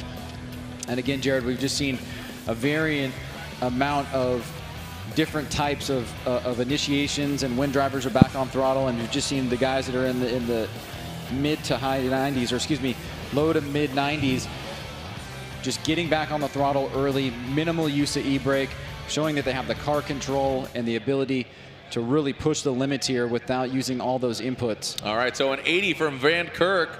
well done there. And yeah, Ryan, you talked about the drivers progressing. Now is when we start to get into those 90s. I mean, every driver after this outside of Honodale is either a 90 or an 80. And we kick things off with Chelsea DeNofa, who's at the top of the hill. Again, 94, 88, 84, 85, 94. We start getting to that. Honodale has the lowest score out of the next 15 drivers, and that was a 76. So it gives you any idea or any indication of the caliber of drivers that we still have left to run in second run. Whoa, Honodale, sorry, Jeff DeNofa. Oh my gosh, I got phased by who it was. Chelsea DeNofa throws it down, fills that second outer zone into that front clip. There aren't going to be any Nitto tire rubber left. Is this our new #1 qualifier? Ryan Sage with that gangster entry. The crowd explodes here. Again, I was talking about DeNofa, but oh man. Well, DeNofa pushing the limits of what the judges are going to have to judge. Huge angle here, but see how quickly he gets back on the throttle. He's on the throttle way before. Now he has a little bit of a flub after that section of the course, but this is really kind of like something that we really haven't seen before. Pushing it to the extreme levels and really having it pay off in certain areas. I mean, this is a really fun run to watch. You can see he hits all the zones, especially that last inside touch and go. And let's see this initiation again. Huge angle, very minimal use of e-brake. He's letting it float. Look at, he's on the throttle right here. And then right there, he just has a little bit of a tough time transitioning, but you have to give it up for the execution on that section of the course. I mean, if you're going to do it like that, that's the way that it's going to get done. The judges will have to take a look at how this is going to play into the overall scheme of things. But DeNofa knows he has the 94, pushed it. You know, will it go up there? I think that mistake in between inside clip 1 and going up the hill is probably going to have an impact, but very exciting and great driving by Chelsea. Wow, so an 88 there for DeNofa. You can see missing some points in line, but style, 15 and 17. There's a lot of points there left on the board for Chelsea DeNofa there, because again, you got, yeah. Fluidity. Yeah, the fluidity was 15 when, yeah.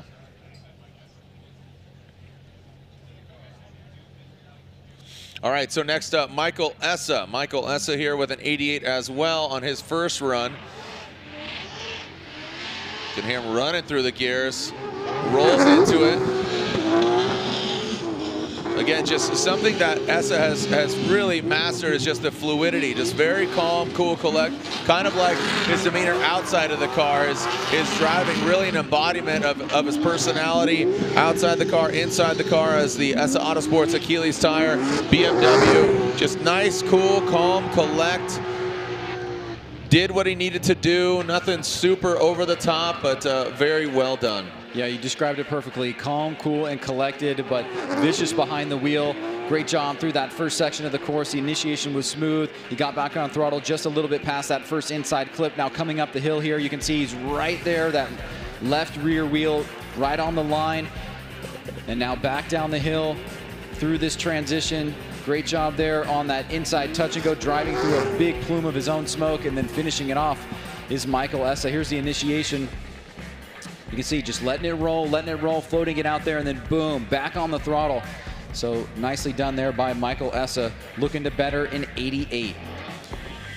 All right, so again, let's see what we got for Michael Essa on his second run. He has an 88 on his first run. Does he better it? And the scores are in. He does, a 92, so a significant jump. He jumps up to 7th position, a 92 for Essa Autosports and the Achilles tire BMW. So a 92 jumps him up to 7th spot. Next up, Dirk Stratton, some more Achilles tire in the air. Some still lingers. Dirk Stratton from OHIO. Lingenfelter, Stratton Chevrolet, Corvette, hashtag DriftVet. Comes Dirk, the Dagger Stratton, made his first top 16 showing in Orlando. Some corrections there from Dirk. Gets that second outer zone. The Fortune Auto suspension banging away. Sounds a lot more healthy of an exhaust note here on this second run. But Stratton with an 84 on his first run. Well, here we go. Let's take a look at this. Initiating, back on throttle right there through that inside clip, just taps it. Now coming up the hill here, this is where he pulls a little bit of angle out of the car. You can see almost coming straight, but he's able to quickly make that adjustment, fill that second outer zone through that inside clip. Nice, smooth transition coming down the hill, and then this last one is real pretty here. Snap right there, holds the angle, finishes it up, and he was actually driving around the cone that he had hit that landed on course. As we take a look at Stratton here, slow-moing it up the hill. And he's got that 84, Jared. So after pulling a little bit of angle out of the car, this is where he makes that adjustment. He's able to fill that second outer zone.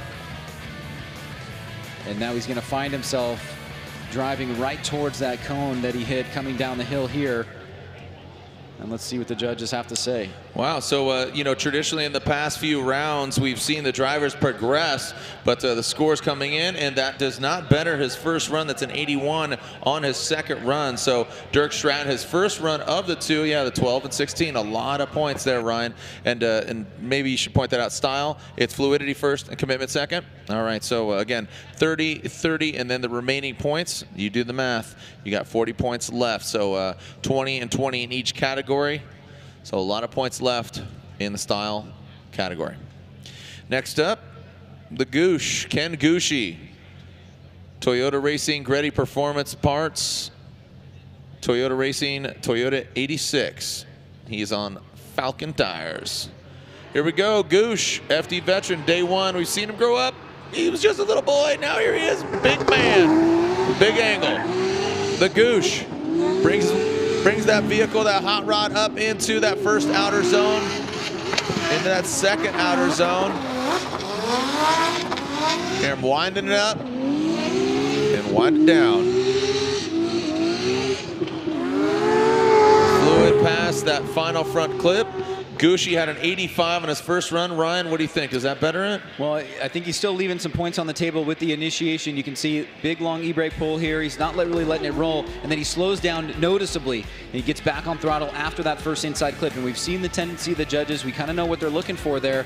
I want to see you get back on the throttle as early as possible. He's a little bit short on that second outer zone. Better job on that inside clip. Good line being drawn through here. As he comes back down the hill, you can see just outside of that inside touch and go, but fluid transition back around tight on that inside clip and finishes it off strong. There's Gooshie on the initiation way before, but look at that. Yeah, e-brake yank, still on it, yank, let go, yank, yank. So doesn't flat spot his tire, but man, dang near. Switching up to those black rear wheels, but again, a rule instituted this year was about either having a tire logo or a rim marker or stripe to basically take a look at the e-brake yank. And look at that, he goes 85 and 85. So Gooshie,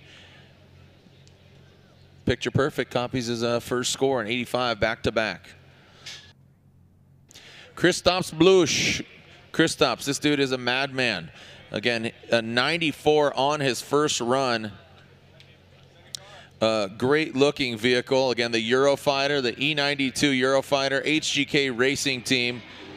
This car is a beast. Mass Motorsports. He's got a 94 he's got to beat. It's a beautiful evening here at Road Atlanta. Blazing a trail here on Achilles tires. Gets out to that second outer zone. Tight to that front clip. Navigates perfectly. And now brings it all the way back to where it all began. Kristaps Blush. Woo! Man, unbelievable.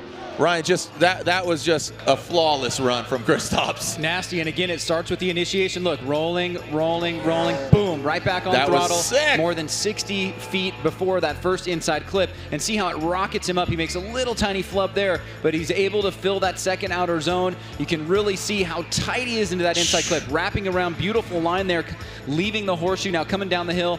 He's right on that yellow and black marker on that second inside, or that final inside touch and go, and he had that 94. But let's take a look at this initiation again. I mean, this is really what the judges are looking for. Boom. It's that flow and then back on throttle there, and he's carrying so much speed up the hill. He's getting his timing just right. There's that little tiny flub, and you can see maybe a little points left there, but I mean, it's a great run overall. This is beautifully executed here, just nice and tight on that inside clip. Down the hill. I imagine some points left on the table. 94. So backs it up with a 94, Ryan. That does not beat. We have 2 drivers with a 95, JTP and James Dean. But Christos Blue is just one dude to watch. And the best part about it is with all that amplitude and all that intensity, he still is a phenomenal chase driver. He's going to be one to watch here this weekend if he could put it together and calm his nerves. And I love just that's kind of a I don't know, kind of a metaphor, just barely slapping that black magic intense clipping point. That's kind of his style, just little just to let you know his presence is felt. All right, next up, Dai Yoshihara. He has an 87 on his first run. This turn 14 distribution, Falcon tires, Subaru BRZ. You see those white rims.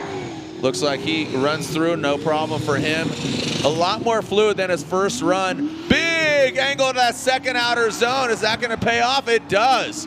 Nice job by Dai Yoshihara, and then another FD veteran celebrating 15 years here at Road Atlanta and overall for the championship since day one, homie. Well done by Dai Yoshihara. Well, he definitely must have listened to his spotter. Look how much he improved on the initiation here. He snaps right to it, holds the angle, and look at the wheels just rolling back on throttle just right there at that first inside clip. Now heading up the hill here, little tiny adjustment being made, but then big angle being used to fill that second outer zone. Tight here through this second inside clip. Now coming back down the hill here, looking for this inside touch and go. He's right there, just a tiny bit outside. And he had that 87. I have to imagine this is going to be in the ballpark, if not better.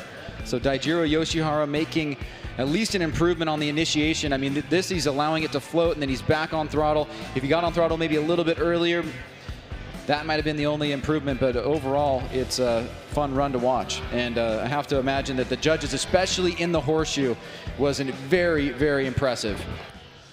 All right, scores are in for Dai Yoshihara, 96, a 96. He is now our #1 qualifier. A Black Magic top qualifier is right now Dai Yoshihara, but we still have 1, 2, 3, 4, 5, 6, 7, 8, 9 more drivers left to go. Matt Field has let us know that he will not be taking his second run. That'll be an incomplete run for Matt Field on his second run. He still sits on an 87, so he's breathing a sigh of relief after a long evening.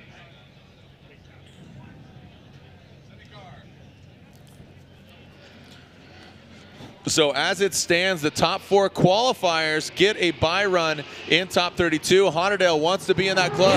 Again, the lowest score of the last 9 drivers. Can he better a 76? Alec Honadale in that Rain-X Gum Out Fast Orange Nexen Tire S14. He has something to prove right now. And it seems like Honadale passed that final front clip. A solid job from him, Ryan. Again, a 76 on his first run. Well, this is clearly a better job done in almost every area. You can see here he's allowing the momentum of the vehicle to carry. He's back on the throttle very early through that first inside clip. Consistent line angle being used very well here. He maybe could have gone a little bit deeper into that second outer zone, but remember he went off course there last time. A little bit long on that second inside clip, but no doubt this is better than a 72. Beautiful job on that inside touch and go. Snappy transition back around. Good flow through the finish line. Nice job by Alec Honadale making some adjustments here, and you can see just having the confidence to let the vehicle float and then get back on throttle and really blast up the hill, setting himself up nicely here. Could have just maybe been a tiny bit deeper there, but overall this is a good performance by him. All right, the scores are in here for Alec Honadale. Where is he at? A 76, a 92. A considerable jump up. That is a confidence booster, not our #1 qualifier, but definitely that is going to earn the praise of his team. Just put it together. So congratulations to him. He jumps up considerably. All right, Odi Bakshis, he had a 90 on his first run. He really had a solid job with the line. Now can he get that impact as he's looking again for that initiation? and the fluidity. Odie throws it in. Ryan Sage really focusing in. It looks like he was really rolling into it. Not a lot of e-brake there from him. And now you can hear him just rapping away on the throttle. A lot more fluidity compared to his first run, if you can recall. Just kind of an on-off switch with the throttle.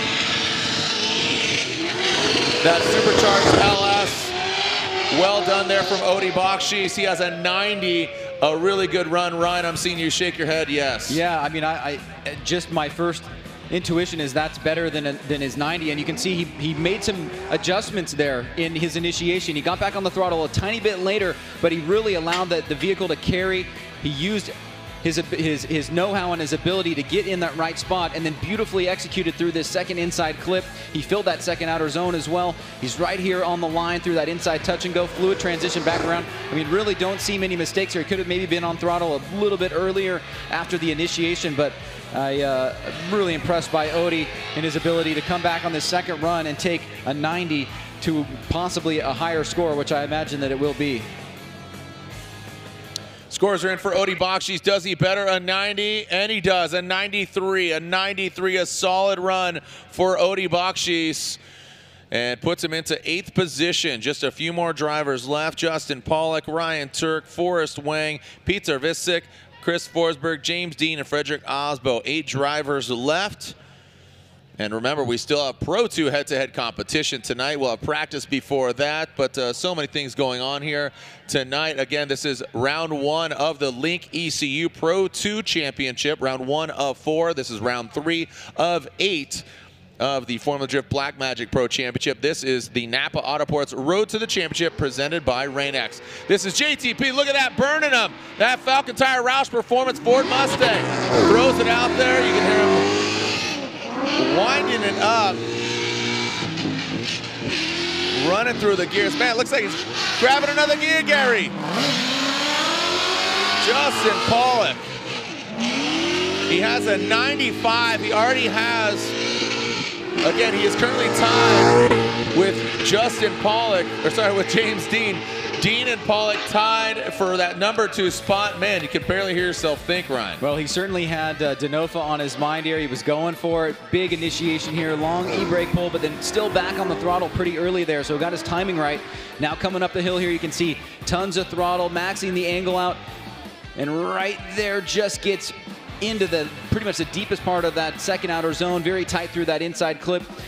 Smooth, fluid transition back around. Real good job on that inside touch and go. Like the way he transitioned back around and kept it tight on that inside clip. So Justin Pollock, I mean, maybe he's going to lose some points for that long e-brake pull, but he was still on the throttle pretty early there, or at least right at that inside clip. He's got that 95. He's trying to take it one step further. It looks like his angle was pretty much on point. We'll have to see how the line comes in. And does he better that 95, Jared? It may be very close. Well, again, tied for second with James Dean with a 95. The tie will be broken by the second score of the 2. And the scores are in. And a 97, a number 1 qualifier, grabs the spot. Again, the number 1 qualifying position. JTP, does he better it? Most definitely. Look at that perfect style score on that fluidity. 19 on commitment. Perfect angle score. Man, almost nearly perfect. Solid job by JTP. So the 95 is irrelevant, but guess what? James Dean still has a second run, as does Ryan Turk, Forrest Wang, Peter Visick, Chris Forsberg, and James Dean, and Frederick Osbo. So here we go. The 1 point off on commitment, I have to imagine it was on the e-brake pull, but everything else was well executed. I mean, that was amazing by Justin. He went for it. All right, so Ryan Turk, he has an 81, so just barely in the 80 club here. Ryan Turk initiating in that gum out.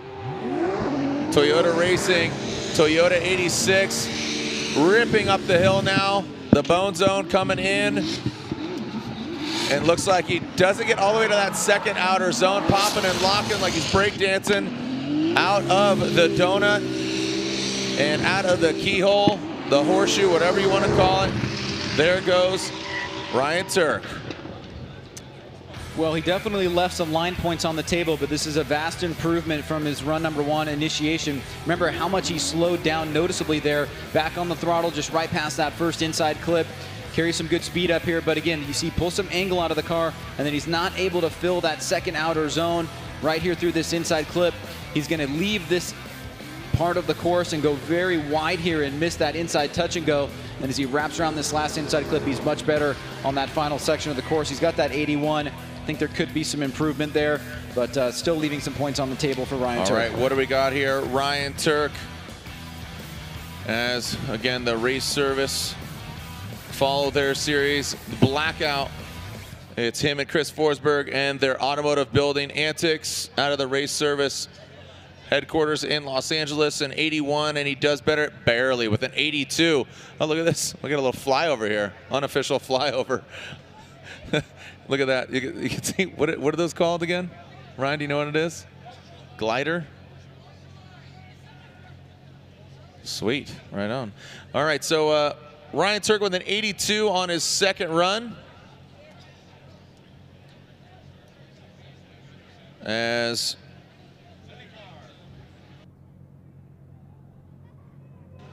all right, so Forrest Wang on his second run, he had an 84 on his first run. The Vaptasia NRG Innovations Achilles tire S15. Forrest Wang comes and approaches that second outer zone, fills all of it, gets into the dirt.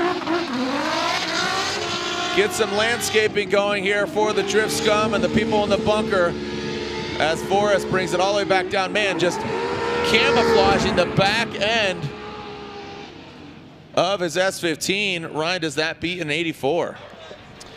Well, he made a couple little mistakes here, but I think the performance is going to be right in the neighborhood. You can see he was a little bit lacking that angle through that inside clip. He got on the throttle a little bit late there. Now as he comes up the hill here, he's really on the throttle here to try to avoid going off into the dirt, so he's going to lose a little bit of line points there. Great job on that second inside clip.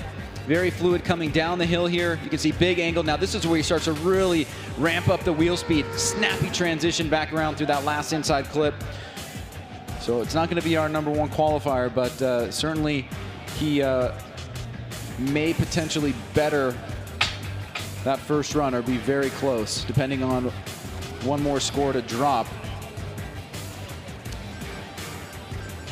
4 drivers left here after Forrest Wang. There it is. Look at the drift scum there on the fence, getting hyped about the Vaptasia.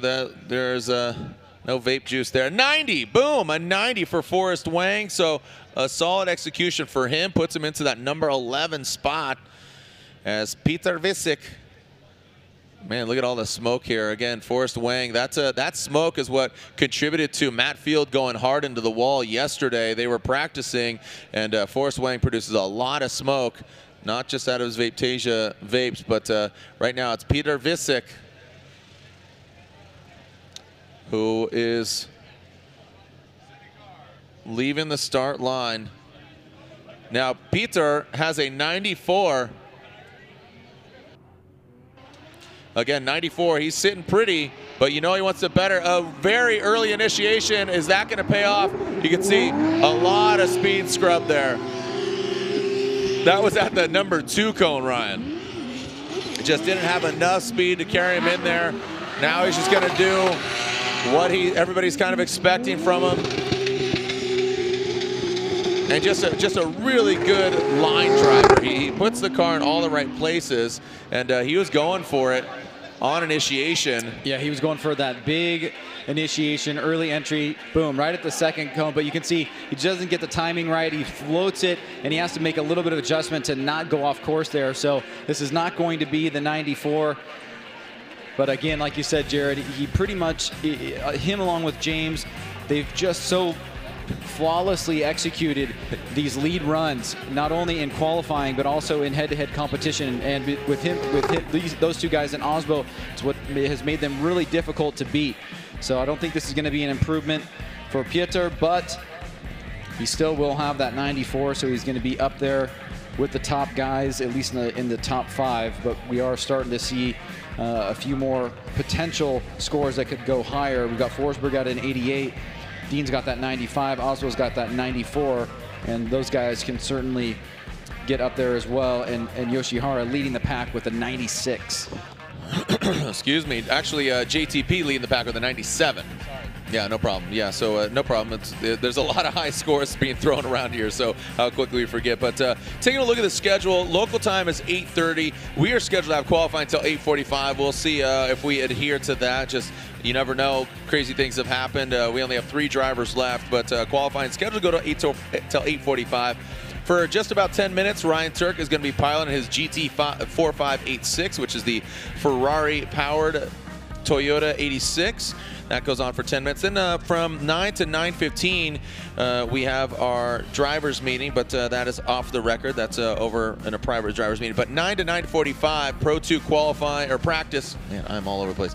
9 to 9:45 is Pro 2 practice, and then we stream live at 9:45 going into our opening ceremony and Pro 2 Top 16, and we won't stop until we award the trophies. So again, a lot of things going on here. Scores are in a 69, dude. So a 69 there for Peter Visick.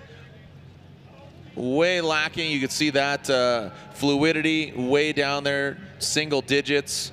And right now, Forsberg on the line. He has an 88. He has an 88 on his first run in that NOS energy drink.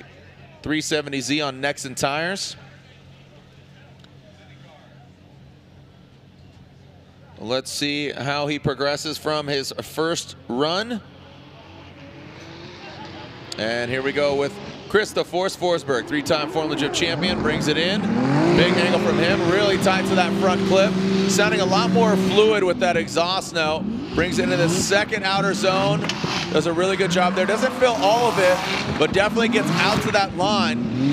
Here firing off, Ryan, I think you'd agree, just a lot smoother, more precise from the 3-time champ.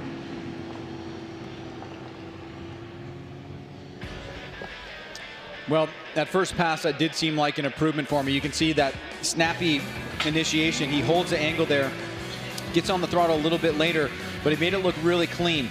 And as he came through this section of the course, he was really using the throttle properly. He filled that second outer zone, kept the momentum. He drove right by that inside clip really well with great angle, drew a nice tight line here through that inside touch and go, and then right through that final inside clip. So I think this is going to be a good score for Chris. Not sure where it's going to lock him in at the end of the day, but very well may break into the 90s.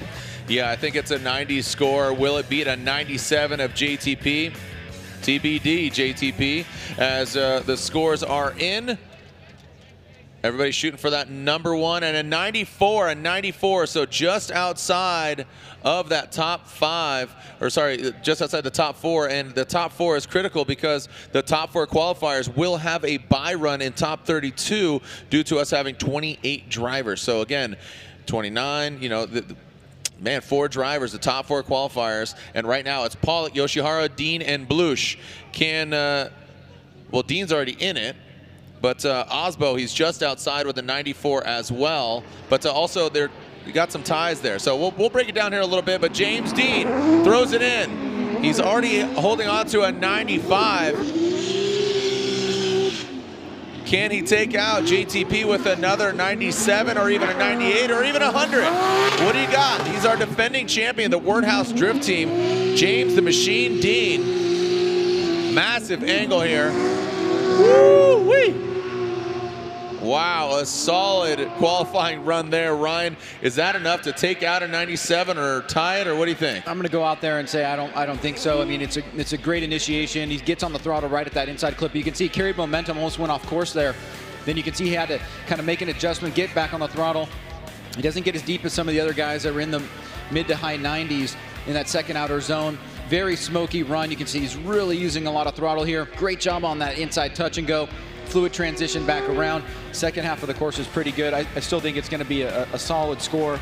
I'm not sure exactly where it's going to come in, but I feel like his first run was better. All right, so James Dean has a 95 on his first score. Scores are in. We only have 1 driver left, and that is our current points leader, Frederick Osbo, a 92. So you're correct, Ryan. Still a solid score. puts him into that number 3 position. And again, that will be a buy run position. But right now, Frederick Osbo has a 94. Can he better that? Vying for a top 4 spot to get the fast pass from today all the way into top 16 tomorrow.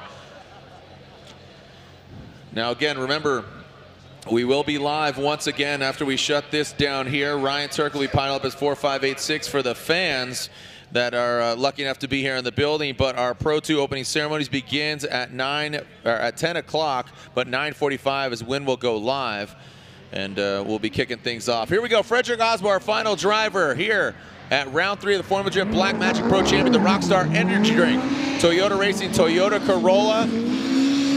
Ryan, you're shaking your head, not agreeing with the line here. He doesn't have enough, but right now he's trying to prove you wrong.